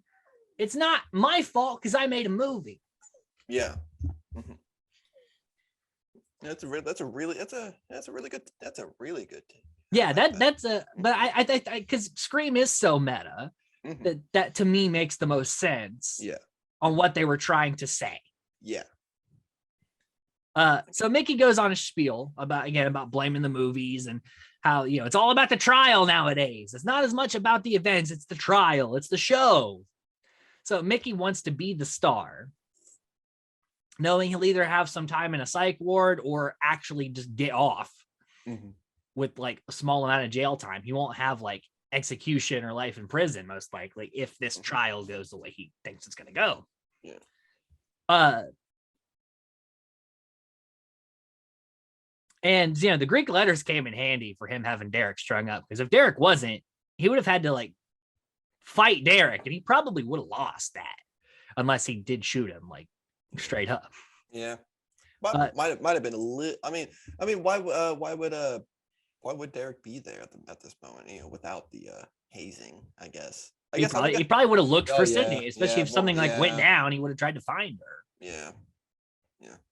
Which Mickey could have still just tried to blame him and get him isolated, but it would have been more work. Like literally, he had him on a silver platter. Yeah, he really did. Yeah. And that wasn't a thing. I guess he kind of orchestrated it because he was part of the plan to give Sid the Greek letters to do the show. Maybe he was like pushing it, knowing that something like this could happen, but there was no way he knew that. Maybe he had like a different plan in place, and this just fell into it. Yeah, and like this just like made it easier for him. It's like, oh, then this can happen. It's like, touche. Ooh. Still very interesting. Indeed. I lost my place for a second. There we go. So Debbie Salt comes in and it reveals that she's Mrs. Loomis. And she's getting revenge for her son's murder. But your son was a murderer. Yeah, like. But it also all goes back to Sydney's mom, because Sydney's mom is the reason that Billy's parents split up. And so like she's very mad about that, because apparently she had been heavier, because that's why, because of course Gail would not know who Mrs. Loomis was. Yeah. But also that she's like, oh, you've lost some weight. She's like, I had a little bit of surgery. Yeah. So I wouldn't be immediately recognized. Yeah. It's like she's been plotting this for a long time. She literally got Mickey to befriend Sydney's group. Yeah. To have a person on the inside. Like that's some real long-term plan. Oh yeah. Because they met through like a AOL chat room. Which I do kind of like the idea of like, having like, bringing in the chat rooms and stuff, because this is during the day. Yeah, this is the 90s. Chat rooms are big. Yeah, the internet wasn't regulated. It wasn't watched. It was like, the Wild West. Yeah, you could find any group of people into anything. There also wasn't like secure websites. It was just like you rolled the dice wherever you went. Nowadays, you got to do a little bit of digging to find groups like that, but which is good. Yeah, which is good. We need to make it harder for psychopaths to connect. Yeah, Google won't even fucking let you. You have to like download separate programs. You got to run a fucking virtual system that safely do it. But back then you could just hop on any shit and just find people. It's like, I want to kill my neighbor. It's like, yo, really?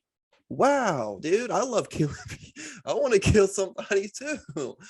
Like Wild West, like you said, completely just fucking terrible. So then after the whole plan has been revealed, Mrs. Loomis offs Mickey. Because she's like, listen, I can't have any loose ends. This guy's going to squeal in the trial if it's not going his way. Oh, yeah. I'm not letting him get to trial. I'm just going to take care of him now. They'll blame him. Mm-hmm. So she has her fall guy. It was Mickey. He was crazy. And I'm going to kill Sydney and have my revenge. So really, she had a pretty airtight plan. Mm-hmm. But Gail's accidentally shot here during all this struggle. And then Loomis also tells us that she killed Randy, which was already pretty evident, but yeah.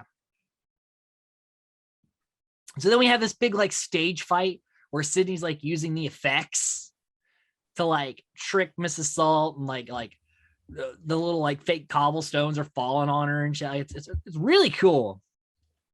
It's like we had this big like literal theatrical ending. Yeah. Salt's like buried in the bricks. Cotton shows up and it's like, oh shit, what's Cotton can do? And she's like, hey, she put you in prison. You should shoot her. And he's like, that is actually a really good point. And instead he's like, but she murdered a lot of people. You should shoot her. Also a good point. Will you go on Diane Sawyer now? Yes, I'll do Diane Sawyer. Boom. Okay, we're good. Like, Cotton, what the fuck? What, like, for one, what would be an absolute Chad? He was getting Diane Sawyer, goddamn it. Yeah. I don't think he actually would toss it up. I think he was bad time to really try to make a joke or try to make this light. But I think he was always gonna save Sydney, because Cotton did seem like an all right guy. Well, he just wanted to be a star. He wasn't a bad person. He got in a bad situation. He was fucking with the married woman. Mm-hmm. He was a young bachelor. He ended up in prison, and he just wants to go on a talk show. Yeah. It's not a lot to ask for, but like there's some shit going down. Bad timing. Mm. So Mrs. Loomis gets shot.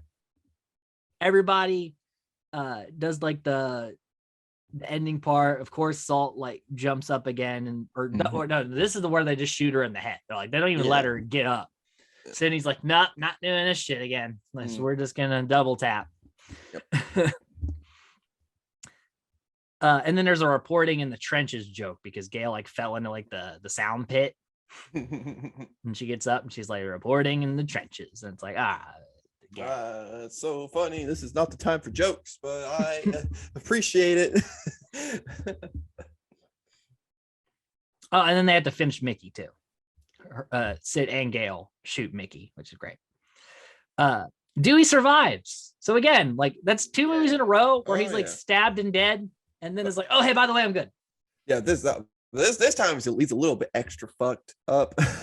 Well, because he got stabbed in the exact same location, which is why he survived, because the scar tissue made it a little harder to get through. Yeah. But his nerve's still a little fucky. Yeah. But it's the limp's a little better. So yeah, Dewey's alive. Joel returns just to be like, hey, I also lived in this movie. And Sid's like, Cotton Weary, everyone, interview him. And he gets his little moment. Yep. And that is Scream 2. Scream On 2. to our trivia. Kevin Williamson, basically, he's like, in his notes of the script, he wrote, Wes will make this scary. Like, just here's the script. I trust that you'll do it. And apparently the usher who hands the costumes out at the beginning of the movie won an MTV contest. So it's not an actual actress. That's just a person who won like a contest to be in the movie, which is cool. That's pretty, I would be pretty stoked. Yeah. That's pretty cool. And also everyone didn't know who the killer was until the last day. Oh, wasn't there a thing about scripts? The scripts getting leaked because now that Scream is like a big like thing, people want to know. Yeah. Whereas the first one, they could just do it. And in this one, everyone's like, all right, who's the killer? Like they're trying to find it out. So they kept it a secret from the cast until the last day. So if you're Timothy Olyphant, you don't know until the very last day of shooting that, oh, hey, it was me.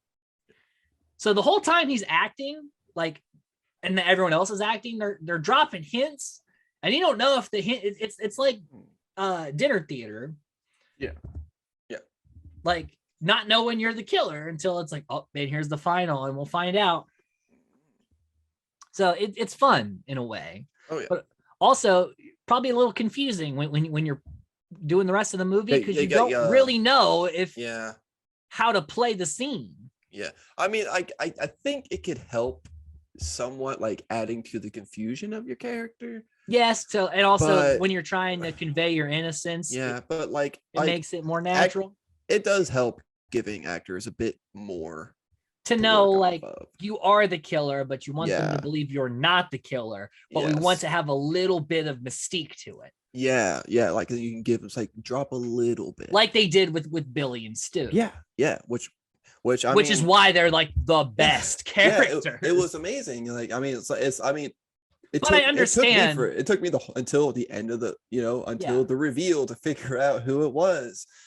Like I get you don't want the ending leaked. I get it, especially when like it's gonna be like a big movie. Yeah, now that they've been released, they've released they would like purposely leak fake scripts just to throw people off. Yeah, which was cool. Well, trolling before trolling was big. Yeah, and now we just have the actors themselves spoiling the fucking movie, like with Marvel. Everyone who auditioned for Derek had to perform the song. That was their audition scene. What a way to like get into this movie. That's cool. I like that. That's just cool, just in general, to be cool. Quick turnover. We talked about the script kept getting leaked. Neve Campbell had long hours because not only was she shooting Scream 2, but she was still shooting Party of Five. Oh. The show she was in. So she was literally like spending like the days shooting Party of Five and the nights shooting Scream 2. Yeah. So she was doing the fucking work. Ooh. And also the original title was Scream Louder or Scream Again, which I kind of wish Scream Louder was the name of the movie. It's because that's fucking great. Scream Again. Jada Pinkett Smith sent Wes Craven a knife set for Christmas that year. That's cool. which is like a fun little thing. That's cool. That's funny. I like that. The head cop in this movie is David Arquette's dad. Oh, A fun Wow. little thing there. cool. That'd be something cool, like acting in a movie, just like, hey, dad, or like mom, or brother, or best friend. You just want to be in the movie for a minute. Officer Andrews and Richards are references to the kids from the original Halloween because they were played by Kyle Richards and I can't remember the guy's first name. His last name's Andrews. So that was like a fun little reference.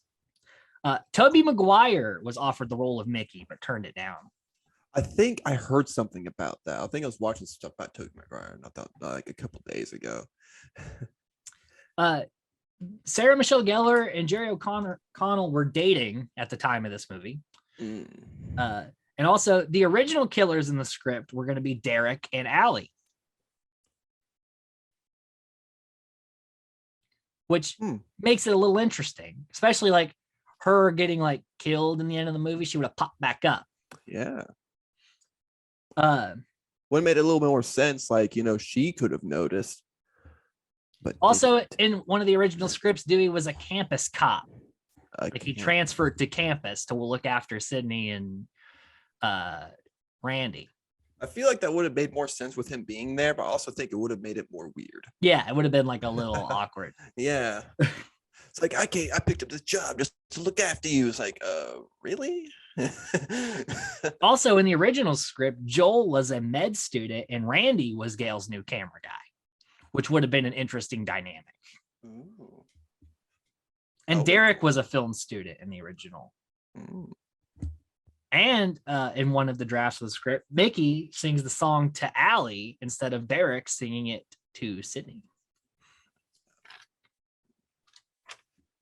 Again, it's like, what an odd, like, Well, odd changes. Like, Yeah. I mean, big changes. big changes, yes. Yeah. And Cotton was actually intended to kind of snap toward the end. And then also Wes Craven shot more gore so that to get his actual cut approved. So where he would send in the gore and they would be like, oh, tone it down. And he's like, all right, here's the actual cut of the movie that I needed approved. But they approved the gore. So he was like, oh, okay. Cool. Hell yeah. Quickly through the familiar faces because we're running out of time on the recording here. Cotton, played by Lee Schreiber from Phantoms, which we talked about. We're going to be talking about Phantoms this year. Everyone's in Phantoms.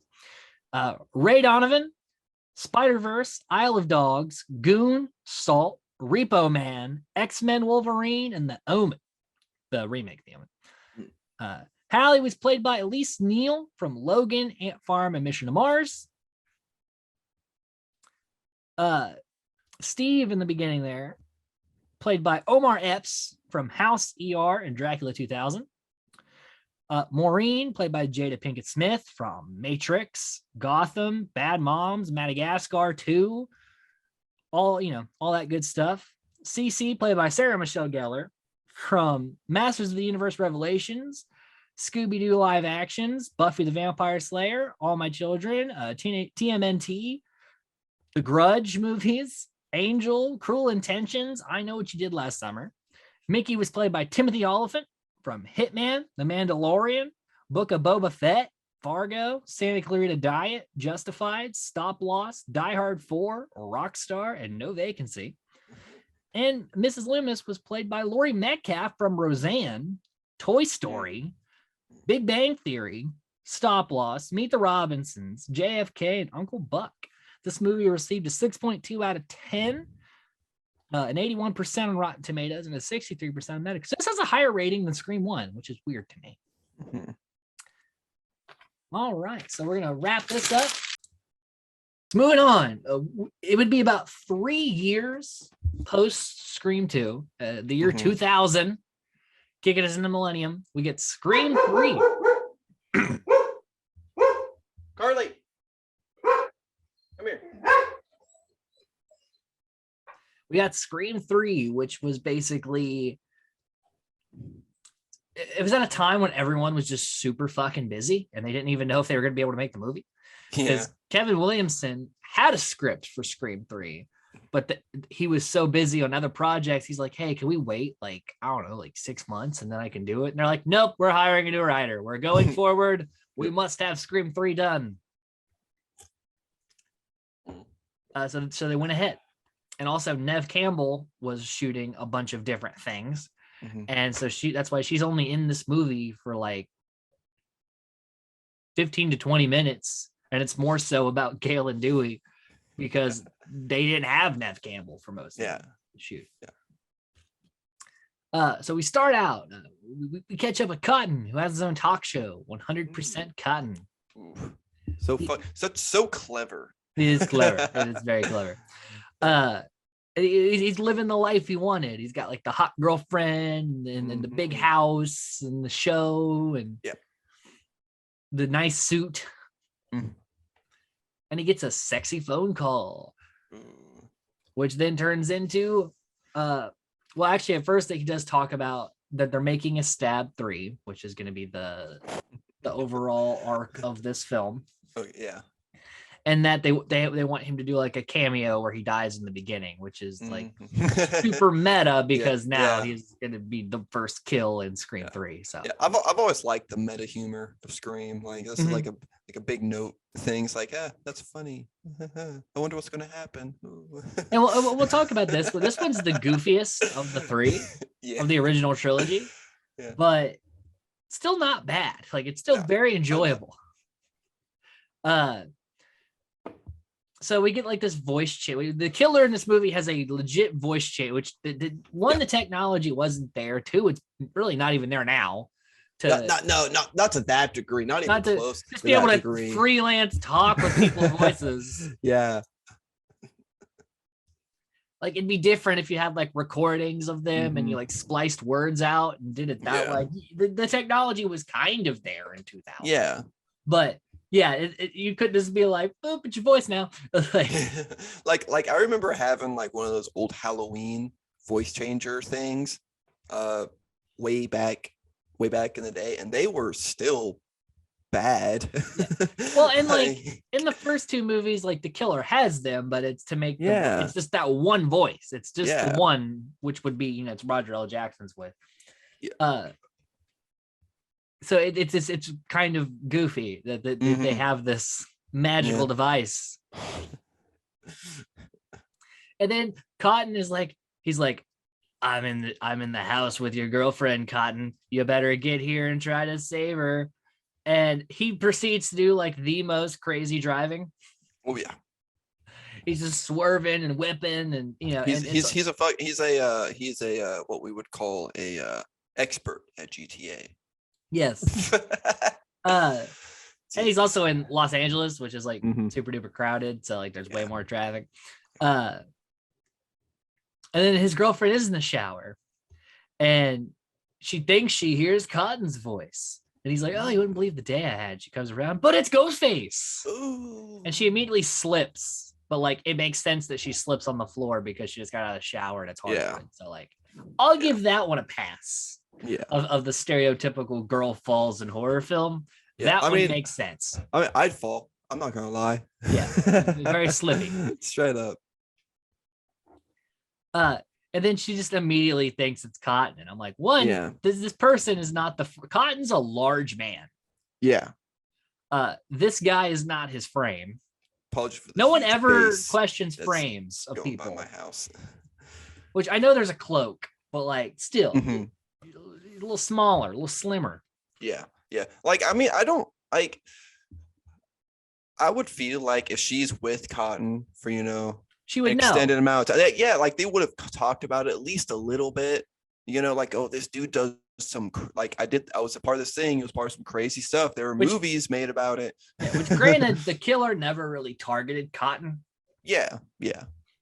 Cotton was in the first movie just in prison the whole time. Yeah. And then in the second movie, it was who the killer was also kind of low key trying to keep frame a little bit. Yeah, but he's still kind of like involved, He was always there, around it, involved in it, but he was never like in real danger. Very lightly involved.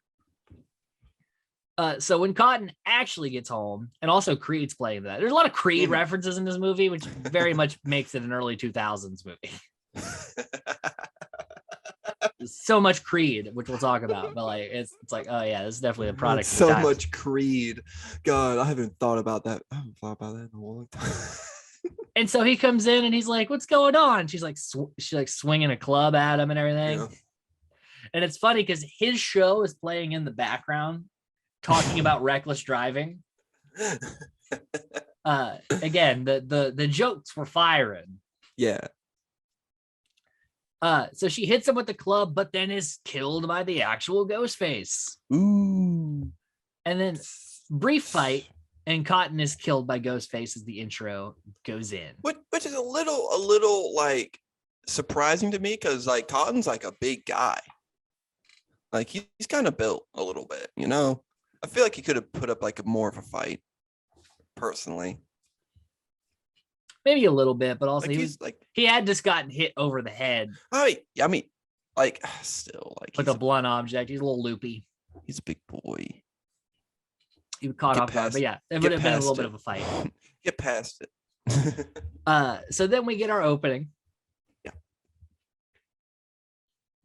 And Sid basically lives in like this house on the hills and is like a women's crisis phone operator. She's trying to, and so like she uses a different identity, obviously, in this one. Yeah. Like she very much is hiding from the world at this point in the franchise, which will change a little bit. But Sydney was never like the helpless victim. She's just going through the stages of like, she's like, well, I'll just go to college. Then that didn't work out. So she's like, fuck it. Okay, I'll just get away from people. And hopefully that works. And then we meet Gail and her very bad bangs in this movie. Like there's incredibly bad. Many memes about Gail's bangs. And she's still riding the fame of the stories of the Woodsboro and the Windsor College murders. She's very much still doing that. And people are kind of like giving her shit about it, but like, yeah, you know, wherever you go, murder seems to follow. And then we meet. Like, well, I do report murder, so it does happen. Twined together there. It's like telling like a homicide detective, you know, you're always seeming to show up wherever there's a murder. Like, yep, that is my job. I'm a fucking Columbo. There you go. So Kincaid, we meet him, and he informs Gail of Cotton's murder, and that there was a picture of Maureen Prescott at the scene. And basically he's telling Gail because she's been involved in the past, and maybe she, you know, you should probably know some shit's going down and maybe not be around. And Sid hears the literal news of the killings, not of the Maureen Prescott part, but just that Cotton is dead. Yeah. And that Stab 3 is still filming, even though someone that was supposed to be in their movie got killed. Ooh, oh man. Ooh. But the studio wants to cut it. And then we meet Roman, who is like the director, and he's fighting to keep the movie going. Yeah. And he's like, what does this murder have to do with this? And the detective that's like slightly just over to the right goes, he was in a movie called Stab. He was stabbed. So we meet Roman. Talked about the stabbing of the stabs. And basically, so we get this scene where the actors are kind of sitting around, kind of reminiscent of the scene in Scream where they're all at school, where they're talking about how fucky this is. And there's a lot of like talking about Hollywood and like if this movie falls apart, the girl that's playing Sydney, like I bet she like got, you know, swatted down all the girls to get, you know, to get this part. And they're like, oh, you're just mad because she didn't sleep with you. And he's like, that has nothing to do with it. That's it. She stepped on heads. You're mad because she didn't step on your head. Yeah. And the fake Dewey in this is like the biggest asshole, which is funny because he plays like the wholesome character.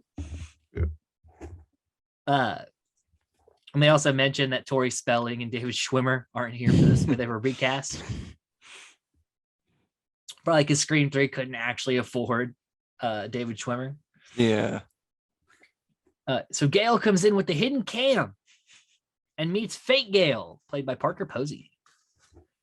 And yes, the characters, they have names, but like it's a lot easier just to call them like fake or real this character. I'm not gonna lie, it's hard for me to remember names. Well, Fake Gale's name's Jennifer.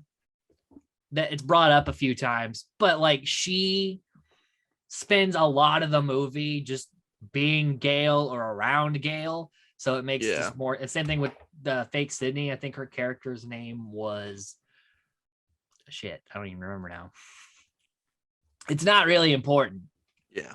It's more so about them being in Stab than it is. They don't have much to do outside of this thread. Yeah. Nevertheless, Fake Gale was very much into being Gale.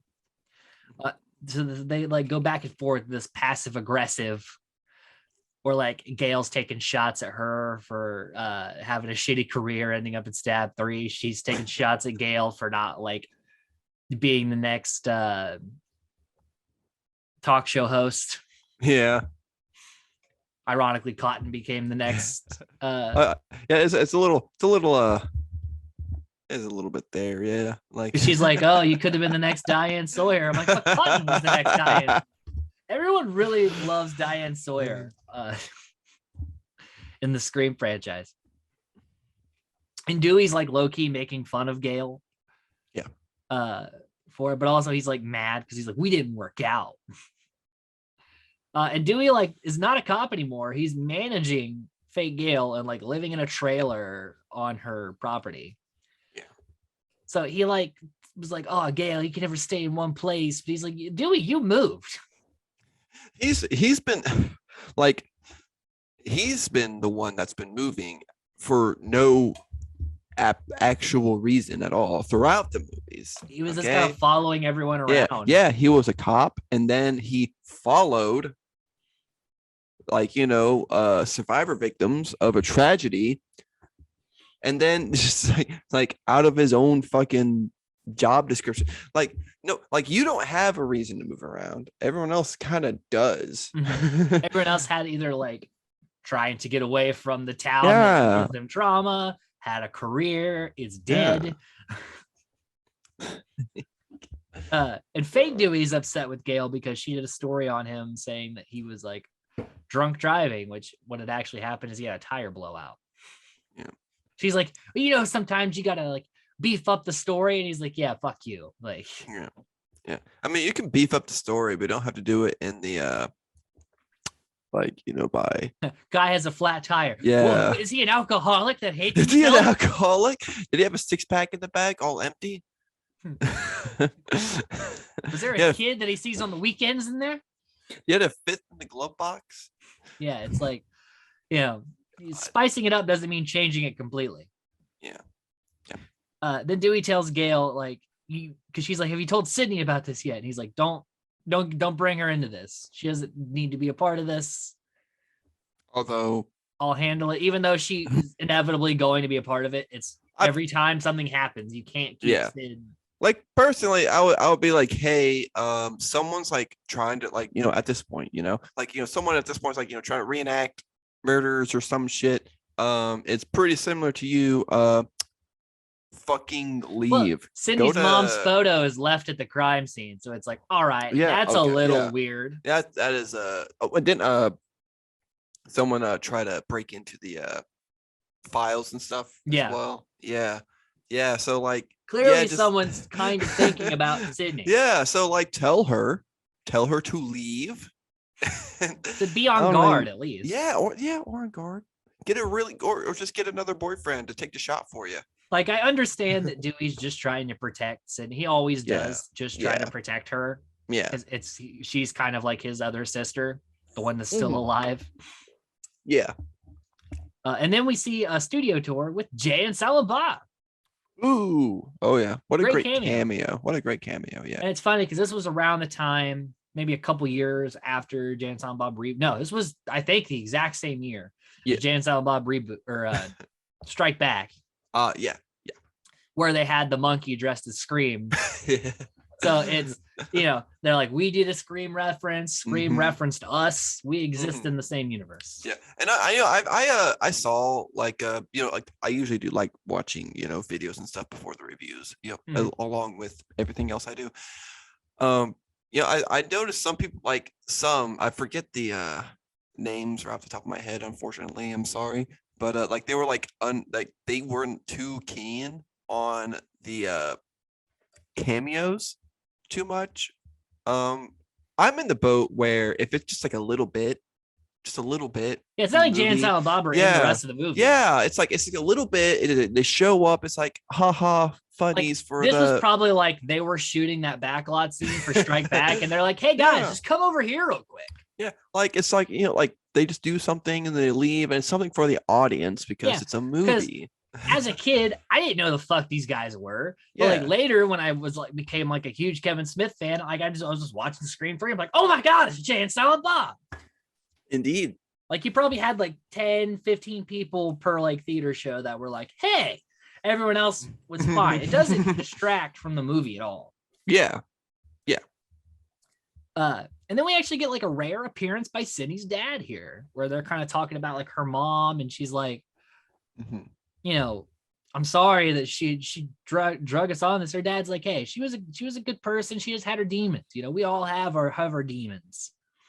Unfortunately, your mom's demons have kind of led us in a path with constant murders, but it's fine. Yeah, we'll get through it. We all have our demons. So I mean, well, my demons haven't murdered anybody, so.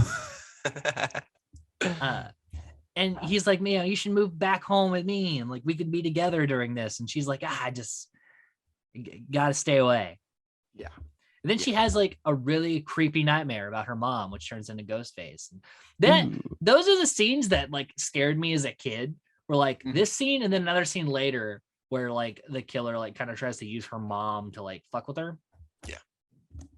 We don't really know if it's actually like her own imagination for most of it. Like this is obviously just a nightmare, but the later one, it's like, is the killer fucking with her? Or is she just caught in her own thoughts? Yeah. It's the only time in the whole franchise we do this, but it's creepy. It's effective. So meanwhile, Sarah Darling, who is played by Jenny McCarthy, and I just can't unsee that. She's playing like the slutty character in the movie. Yeah. She's not super happy about it. Also, Jenny McCarthy married to Donnie Wahlberg. Wow. Huh. Yeah. And she was like, I'm in my 30s playing a 20-year-old. This is stupid. Why am I getting in the shower immediately? What is my character? He's like, I have 2 scenes in the movie and now I'm dying. And it's funny because Sarah has 2 scenes in the movie and then now it's her death scene. So, but again, super duper meta here. Oh yeah. Even though Jenny McCarthy was in her 20s playing a 30-year-old playing a 20-year-old. So it becomes like a Tropic Thunder Robert Downey Jr. situation. So yeah, she was told to come meet with Roman about her character. But Roman's not there. Only Dion Richmond playing Tyson with a little jump scare because he has like the scissors through his head. And she's like, oh my God. And he's like, what? Is a special effects makeup guy. We're just trying some stuff out. Fun studio gags. And then she breaks Roman's award, like his like music, because apparently he did like music videos. Now he's trying to do a horror film to do a drama film. Which is super meta because Wes Craven had to do Scream 3 before he could make his drama film that he was trying to get greenlit. Okay. So literally it's Wes being like, yeah, this is exactly what I'm doing right now. I have no interest in Scream 3, but I want to make this other movie. So, here I am. So Roman calls to talk about her character. And then he's like, read the lines. And she's like, hey, those aren't the lines. She's like, was there another goddamn rewrite on this script? But then Roman gets serious and threatens her because it's not Roman, it's actually Ghostface. And it's time for her death scene, Sarah. And she does the dumbest thing you could possibly do. Runs away from the front door. Yes, there is a figure there, but like still door, exit, open. Or run into the wardrobe full of killer costumes. Like, even if, granted, she doesn't know that the killer is going to wear the costume, but like, still, you have giant person-sized figures just hanging around. You don't want to be in there. Because exactly what you don't want to happen happens, where the actual ghost face just steps out of the rack. Yep. Stabs her and throws her through a window. Mm-hmm. After like, well, there's this like scene where she's trying to use like knives, but she's in the prop room. So it's all just like rubber weapons, but like you should know that. Why would they keep an actual knife? I'm just saying, like you pick with up the fake knives. Yeah, you pick up a real knife and you pick up a fake knife. You're gonna immediately know the difference between what's fake and what's real. Like everything is rubber. The rubber knives bend. They wobble. Yeah. Like little you're gonna bit. know. You're gonna know. Like, Yeah. like as soon as you feel contact, it's like that's fake. But also, you're in. Why would they have a real knife in a prop room, literally next to fake knives that it's supposed to look like? Yeah, like that's not That's super dangerous. Oh no! Oh yeah. Oh yeah. So yeah, but I know she's like panicking in the moment, but it's like, girl, get out of there. Punch him, do something. Ghostface isn't known for his limberness. Like just just start he falls zigzagging. all the time. Yeah, he'll throw himself out a fucking door. Like it's fine. Yeah. So she's dead. As And then we you get do. more Dewey Gale drama because Dewey couldn't handle his career, always pulling her away from Woodsboro. So they broke up and he left Woodsboro. Woo. Yeah. But Gale couldn't stay in one place, especially a place full of murder. Like she's not a small town reporter. She's wants to be a star. But he knew that. Yeah. Like she's never said like, oh, like I'll change. She's like, this is what I want to do. Yeah. Because this is the point with Gale's character where like the audience can now like comfortably sit on Gale's side. Like she doesn't have that like bitch fit anymore. Like she spends most of this movie just trying to get Dewey back in a way. And also solve this murder. But she's grown a lot. She's not as cutthroat. She does kind of care about people. She definitely cares about Dewey. She even kind of cares about Sid. Still a little awkward, which we'll talk about later between the two of them, because they're not friends. They're only together because of this trauma they keep having to go through together. So Fake Gale's having a mental breakdown about, more like someone in the cast was murdered. And then we meet her actual bodyguard, Stone, played by Patrick Warburton, who to me is like the biggest name in this whole movie, just because of the massive career this man has had, which we'll talk about later. And then they're like, oh my God, the killer is killing everyone in the order they die in the movie. But there's 3 different scripts. So which one did he read? It's kind of a cool concept, but a little goofy. Yeah. It's definitely like murder mystery dinner theater kind of writing. But it's fun. That would be a fun concept for Disney. He's like, well, in one draft, Fake Gale is next. And she like jumps into Stone's arms where she's like, this is the worst day ever. And she like jumps up and like Parker Posey rocks this role as Jennifer. Like it's probably one of the better new characters. Absolutely great.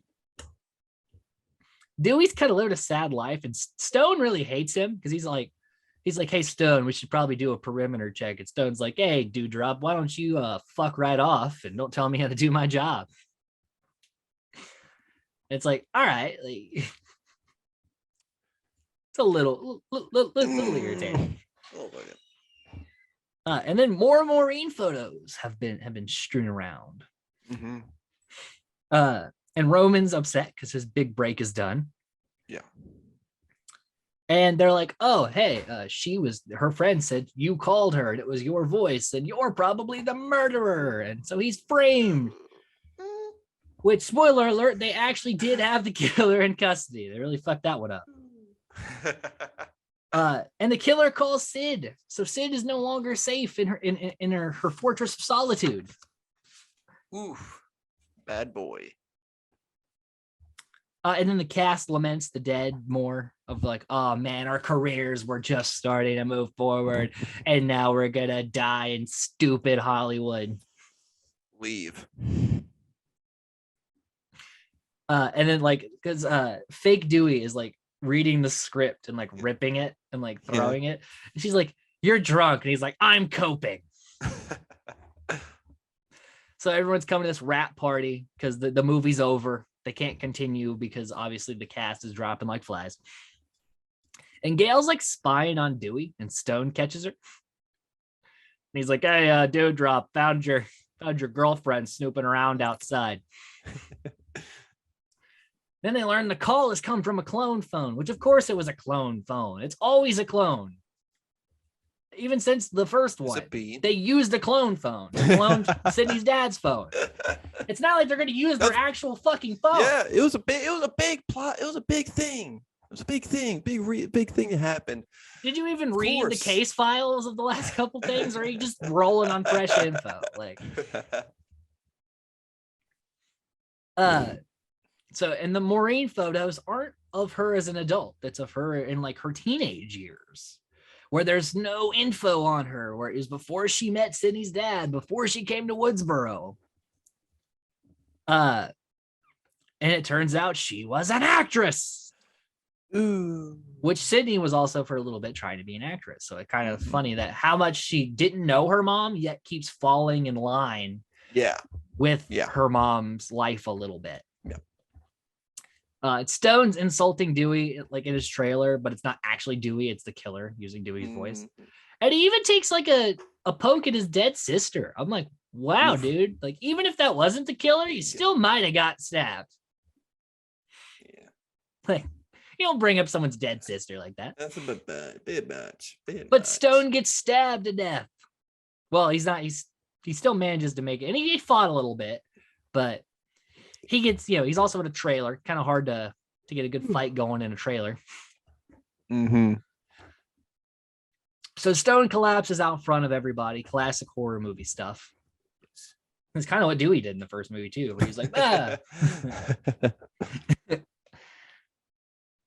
So everyone keeps like running in and out. They're like, oh no, the killer's outside. We have to go inside. They're like, wait, what if the killer was actually inside? Was trying to get us to come inside, so we had to go outside. They run outside. They're like, wait a minute. What if he was actually outside? Then we would run inside after we ran outside, so we got to run back outside.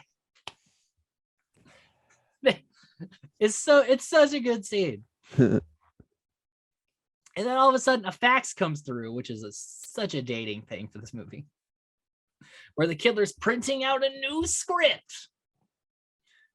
And fake Dewey lights a lighter so that he could try to see what's going on. And he explodes. The whole house just completely disintegrates. Because there was gas that nobody noticed. And also that everyone was chain smoking in there, and it didn't trigger anything until right now. They put sulfur in gas just so you can smell it. Yeah, so you won't blow up. Yeah. So this particular thing wouldn't happen. But then as they all like fall, because the house is on the hills. It's literally in the hills. So they fall down the hill. And Dewey shoots the killer, but everyone always shoots the killer in the chest. It's like, wouldn't you think to not do that just in case they had a bulletproof vest on? Yeah, like, I mean, I know Dewey, he used to be a cop, and they are trained to, aim for the center mass. So that makes a bit of sense, but they're not trained for mass killers. That blow up houses. They're not. No, they're not. Like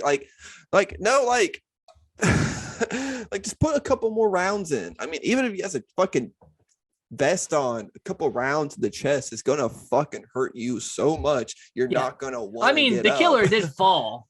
Yeah, but, just. But we'll talk about. We'll do cut it again. Here. So Gale and Dewey decide to have a moment, like when the killer's not dead and that one guy just exploded. And Fake Gale's like, what the fuck, guys? Like, why are you trying to reconnect right now? All right, Dewey, you're supposed to be protecting me. And that guy just rolled away. Like literally the killer rolled under a car, teleported. Which that's the thing about the ghost face in this movie in particular. He teleports like a motherfucker. And there is only, which, again, you should have already seen this movie, but there's one killer in this. So it's kind of physically impossible that he's able to do all this stuff at the same time. And then fake Sid mysteriously shows up. And they're like, well, where were you during all this stuff? But it's like, you think she rolled down the hill, changed into a costume, got shot, rolled under the car, went down the street, and then came back up? Like, that wouldn't make any sense at all. Then the killer takes credit for Maureen's murder. And they're like, but Maureen was killed by Billy and Stu. Or was she? But she was. Well, she was killed by Billy. So Kincaid wants to bring Sid in. And Dewey's like, yeah, Sid's not coming here. And then she literally just walks in. So like she was coming anyway. Because she's like, hey, it's the third act, so I kind of need to be here. And like I said, Gale and Sid's a bit awkward. Like they have this weird like one arm hug because they're not friends. They're just people that have been through this together. So it's nice to know that like they haven't tried to murder the other one over the years, but like that they're not like gonna hang out. And Sid wants a studio tour because she's trying to figure out what the fuck her mom has to do with this. And then Randy's sister Martha shows up to basically give exposition and show us a tape that Randy shot during the second movie, explaining the trilogy rules. It's nice to see Jamie Kennedy back, even though his character was dead. Basically, it's a trilogy, so anyone can die in the third one. Ooh. And fake Gale refuses to leave actual Gale at this point in the movie because she's like, hey, if the killer wants to kill you, then I need to be around you so the killer would kill you and not me. Fair. Yeah. So at this point, I'm just referring to them as the Gales because they are almost dressed the same side by side. Yes. And actually, the whole green suit thing that Parker Posey's wearing right now is Courtney Cox's actual costume from Scream 1. So kind of funny that she actually fits in it too. Like it was because that, it's funny that they were like exactly the same size, which I'm sure that was in casting something they were looking for. Yeah. But very good stuff. So the Gales meet Carrie Fisher to discuss old Hollywood. And she's like, I could have been Princess Leia, but I didn't have sex with George Lucas. And it's like, the meta comedy. Wow. And like Gale tries to slide her $50 and Jennifer's like, $50? The hell are you? Like, so she hands her a gold ring. And then she's like, oh, her name was Rena Reynolds. She did all these sci-fi horror films for Milton, the owner of the studio. Meanwhile, Sid like recreates the bathroom scene because she sees the feet come down and she's like, not this shit again. So she kicks in the door and it's fake Sydney trying to take some mementos. But like, why would you take memento that correlates to the killer in actual real life right now? Yeah. Not great. She's like, but I was a star. I was gonna be a star. Sid, it's you. It's like real. It's like you meet the person. It's like, okay, again, this is not fun for anyone, right? So Sid ends up at the set for Stu's house and ends up on her room set, which has a Creed poster in the background. Again, the Creed in this movie. And also, was there a Creed poster in Sid's room in the first movie? Because I don't think I noticed if there was. I don't know. I have no But idea. it was just funny because I heard the song in the beginning, so I had it on the brain. And then, like, when they went in the room, I'm like, there's a fucking Creed poster in there. Like, the Creed. But Ghostface pulls her through a window. But because this is a set and not a house, it doesn't. She keeps trying to like run around it like it's her set up like her house, but it's a set. Like you're gonna turn a corner and then there's literally nothing there because it's a set. Yeah. So they run up the stairs. She tosses Ghostface like out a window onto like a pad. So obviously he's fine because he landed on a stunt pad. And then like the corpse of her mother like stands up in a body bag, real spooky. And then the cops console her and also scold Fake Sid, who they're like, what are you doing with that mask? And she's like, I was just taking a memento. It's like, yeah, but it makes you look like the killer is what we were just talking about. And also, why did you come around the screaming with the mask? It's not great. No. But then like nobody believed Sid that there was like the killer. He's like, I didn't see anyone in there. I'm like, yeah, the killer's been teleporting this whole fucking movie. We're gonna say that she saw a ghost? Like, fuck you. You saying a ghost killed all these people? And Roman's also lamenting his career, getting super drunk for the final act. And the Gales and Dewey confront Milton, played by the great Lance Henriksen. And Milton, I think, as career-wise, is based off Roger Corman, who cameos in this film as another executive. But I don't know what we'll talk about the rapey subtext later. But that especially with it being Miramax and the Weinsteins, doesn't correlate the best. No.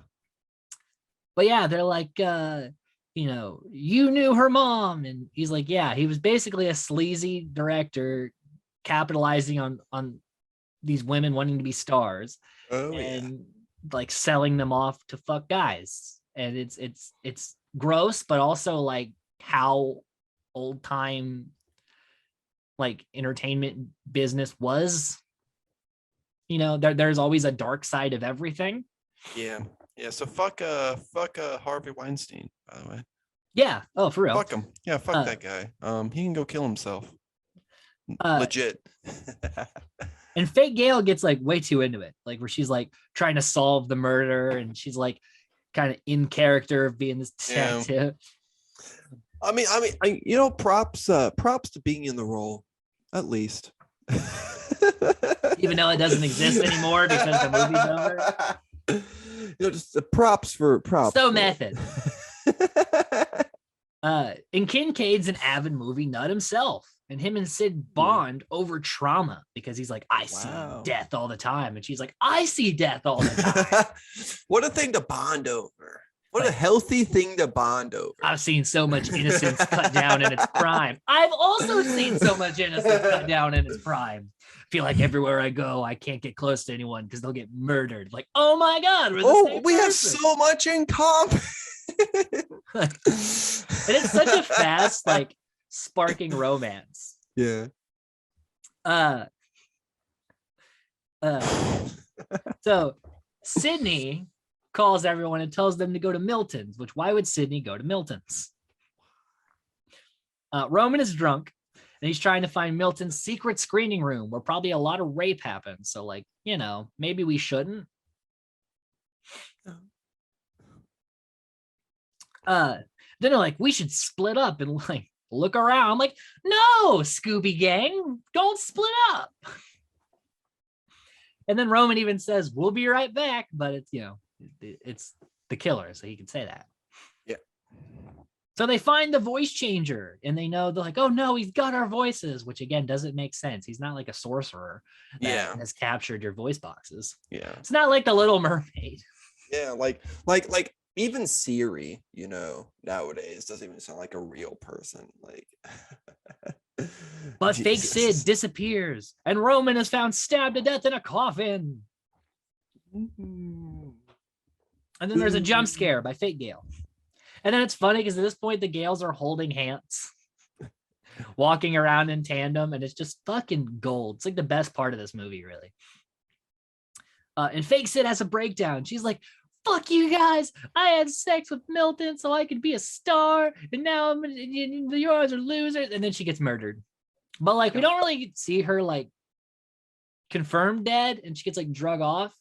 But then like, she's actually dead. So But at one point, she was planned to be the second killer.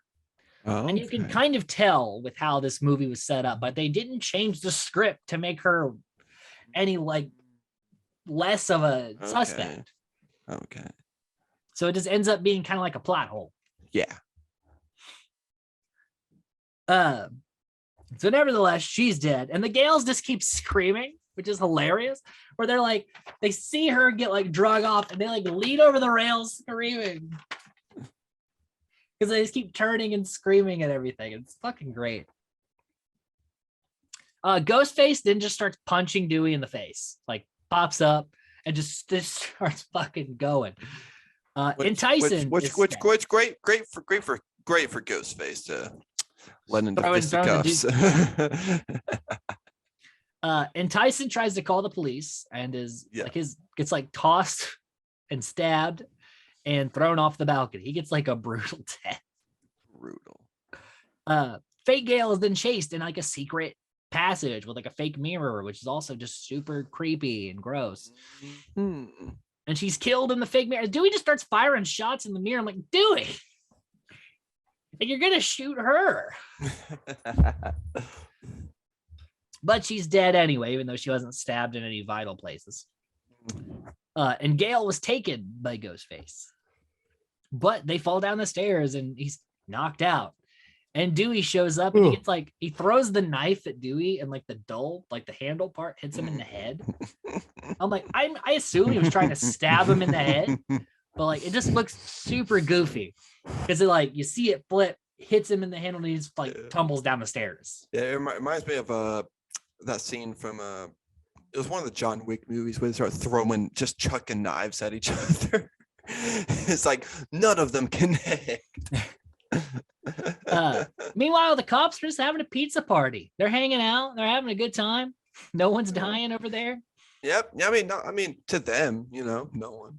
And then Sydney sees Kincaid's been doing the research, knows everything. Wow. But then she's lured to Milton's to save Dewey and Gale because the killer really needs Sydney there. And that was the only way he was going to get Sydney not at the police station. Only way.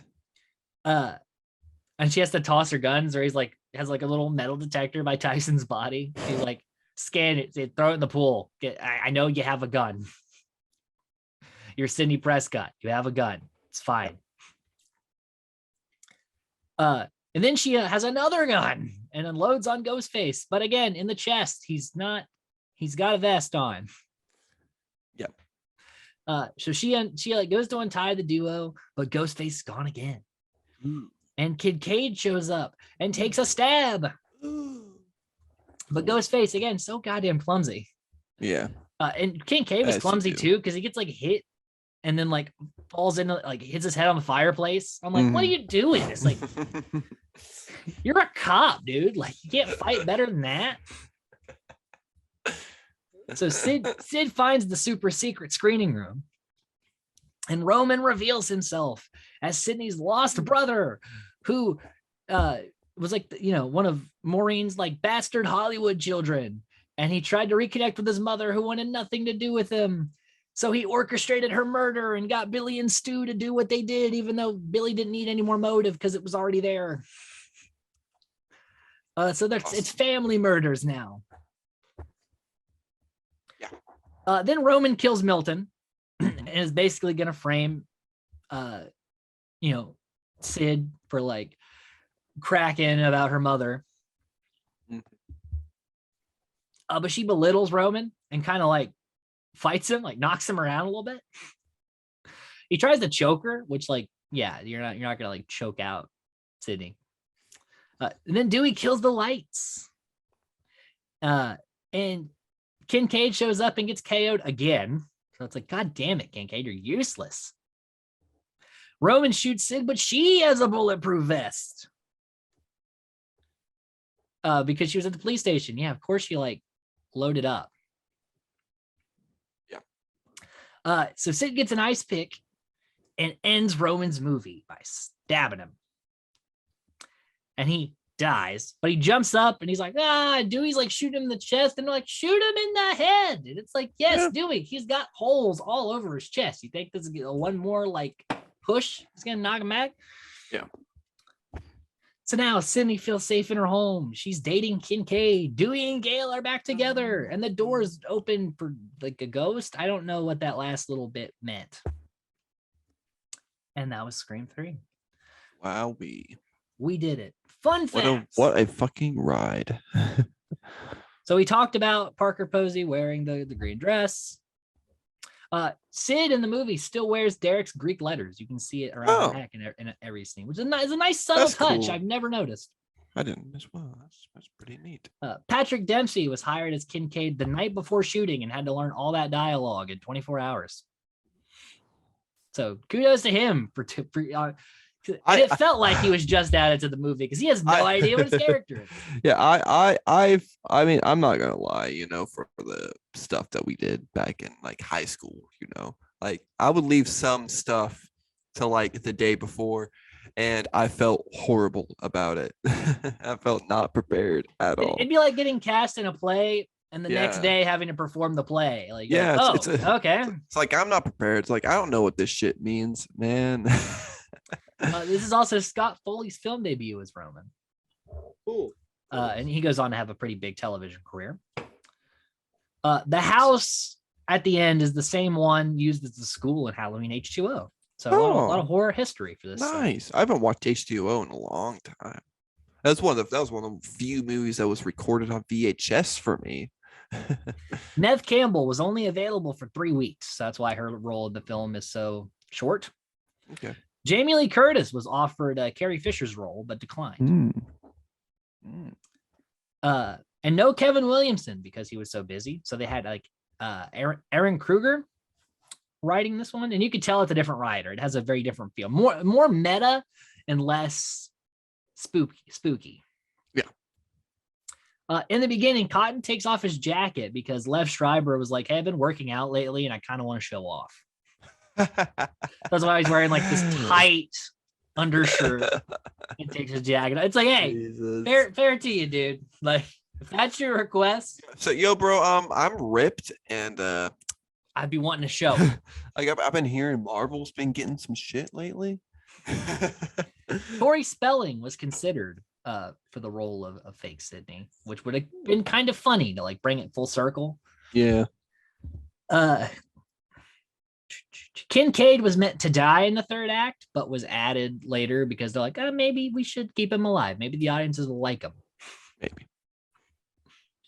Because Columbine happened like the year before this movie came out, they lowered the violence because they didn't want. So because like I think like at one point there was going to be like a school shooting or something in the script, and they're like, it's not a good time. Not the best. No. And the original opening of the script was going to have like a ghost face pursuing Sydney, only to be like a prank. So it's going to be like a guy dressed as Ghostface, like messing with Sydney, and she shoots him. And then it's revealed that like the knife was fake and that he was just messing with her and like her trauma. I mean, and that's why she lives in the hills, because she feels like she can't be near society. Like if someone's running at you with an object dressed as the figure that's been haunting you, you're like going to kill them. Yeah, it doesn't matter if the weapon you were holding at the time was fake or not. Yeah. That's a bad idea. Like, that's just bad, dude. Don't do stuff like those aren't the kinds of pranks. Like, YouTube has kind of evolved. Everything's evolved. Don't do pranks like that, please. People have actually died with the backpack pranks. So Stone Cold was considered for the role of Stone the bodyguard, which would have been funny because that would have been cool. Already got Stone in the name. Yeah. Angelina was going to be the second killer, which we talked about. Ellen DeGeneres auditioned for the role of Sarah Darling, which would have been weird to see. Oof. She's funny. She's funny. And the original script, but that's about it. Yeah. The original script was going to have the motive for the killers be they were fans of the Stab franchise and didn't like where the direction of the movies were going, so they were killing the cast. And then the last one was that during the end, Nev Campbell missed the stab pad she was supposed to use with the ice pick and actually kind of shanked Scott Foley. So the scream Roman lets out is legit because she kind of stabbed him. Oh, that's great. On to the familiar faces. Kincaid, played by Patrick Dempsey. Everyone knows him from Grey's Anatomy and Enchanted. Roman, played by TV's Scott Foley from Scandal, Unbreakable, True Blood, also Grey's Anatomy, The Unit, Scrubs, Felicity. The guy did the work. Oh yeah. Milton, played by fucking legend Lance Henriksen from Aliens, Pumpkinhead, Abominable, Hellraiser 8, Alien vs. Predator, and like literally like every sci-fi horror movie in the past like 20 years. Guy does the work. Oh yeah. Tyson, played by Dion Richmond, was in Hatchet and Not Another Teen Movie. Sarah Darling, played by Jenny McCarthy from Jenny, Basketball, Python, John Tucker Must Die, and 2.5 Men. Nice. Fake Sydney was played by Emily Mortimer from Ghosts in the Darkness, Howl's Moving Castle, Pink Panther 1 and 2, Harry Brown, Shutter Island, Cars 2, and The Newsroom. Fake Gale, played by Parker Posey from Dazed and Confused, Lost in Space, Inside Out, Superman Returns, and Blade Trinity. And of course, Agent Stone, played by Patrick Warburton from Family Guy, Emperor's New Groove, Kronk's New Groove, Space Force, Agents of S.H.I.E.L.D., Series of Unfortunate Events, Planes 1 and 2, Rules of Engagement, Scooby-Doo Mystery Incorporated, Skylanders, Tack and the Power of Juju, Space Chimps 1 and 2, Kim Possible, Open Season, Hoodwinked, The Tick, Buzz Lightyear, Star Command. And that's literally just to name a couple of things. A few. His filmography is gigantic. What a fucking legend. Written by Aaron Kruger, who would also make the Ring movies, Mhm. Top Gun Maverick, which comes out next month, Yeah, I've been kind of excited about it. Dumbo, and Transformers, like the sequels. Okay. So he's got a decent Okay. filmography. I think Scream 3 is probably the one he doesn't want to talk about. Probably. I wouldn't want to talk about it personally. And the scores, a 5.6 out of 10, a 56 out of 100, and a 41%. One of the lower ranking Screams, of course. Honestly, I feel pretty good about those scores just because they all line up so Yep, well. very Like accurate. they're all around themselves. Like everyone's just on the same level. It's like it's about this. All right, so cool. Final Mhm. thoughts on Scream 2. I loved the idea of having it on a film set. I like Scream that. 2, not 3. We're doing 2 and 3. remember? Still two. Oh, two, then three. Yeah. So final thoughts Okay. on Scream 2. Okay, Then okay, your final okay. thoughts on Scream All 3. All right. So Scream 2. I loved that it was a sequel, I guess. like for me, it kind of evolved really well. I mean, I know I had my little stuff with Dewey, like with not having a real good reason to go and be a fucking college cop. I know he has that relationship. That's that brother sister relationship dichotomy thing. But like that was cool. I love the phone scene when they get the call and we get that fucking violent death in the news van. Mhm. I like that. I like that tenseness, and I think it was overall a good sequel from the first one. Okay. Definitely. Coming from scene 3, going into scene 3. Scream 3. I like I said I like the idea that it was on a film set and we have all these props and stuff and everything, but it was mostly boring to me. Like I was bored a lot of the time.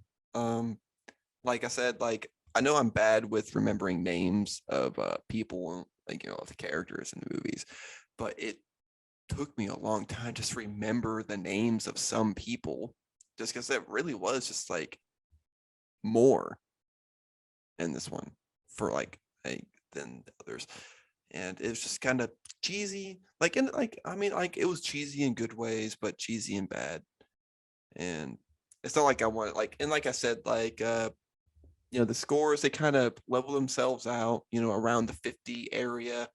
And I'd give it like a 50, out of 100, which still isn't bad. It's still middle of the road. I don't care for it too much. I would watch it again and have a good time. But it's definitely not my favorite at this point. All right. So my final thought on Scream 2. I like that it changed the scenery. In fact, we don't go back to Woodsboro until the fourth movie. So it was kind of nice to like go to a college, take some time away from it. They killed one of the characters, and Randy made the most sense of the characters, even though it was sad just on a personal level. Mickey's a great character. Mrs. Loomis, while it's kind of goofy that she's one of the killers, it's like the actress does a really good job with it. Yeah. All in all, Scream 2 is a really solid sequel, especially that opening in the movie theater. It's got a lot of cool set pieces, and it's all in all, it's a great follow-up. It's just not, the first one is such an iconic movie that you're just not going to hit it. But getting close as you can is Scream 2. Oh, yeah. Scream 3, extremely goofy. Not having Kevin Williamson kind of was a detriment to it, which, Kevin Williamson doesn't write the fifth one, but we'll talk about that when we get there. But the movie set stuff is cool for me as a person who works in the industry. The meta comedy is great. It does land. It is probably one of the funnier Scream movies that there is out there, but it kind of sacrifices some of the tense scenes and some of the like Scream does a good job of balancing like meta comedy and horror, and Scream 3 just went in more on the comedy and less on the horror, and kind of suffers from that. And also they did a lot of rewrites. They didn't know who the killer was going to be, and it was a mess. And because of that, there's a lot of holes in the story because they didn't know where they were going. Yeah. That's why the first one's so airtight, because they knew what the end result was going to be. And so they could write the script to build to that ending. Yeah. And that's where you're always going to have your most solid work. Because if you're writing a script and you don't know how it ends, then you finish it, but don't go back and change to make the end make more sense, it's going to be a mess. So, just to build off of that real quick, Ben, to everyone, start your stories from the beginning, from the end. Start your stories from the end.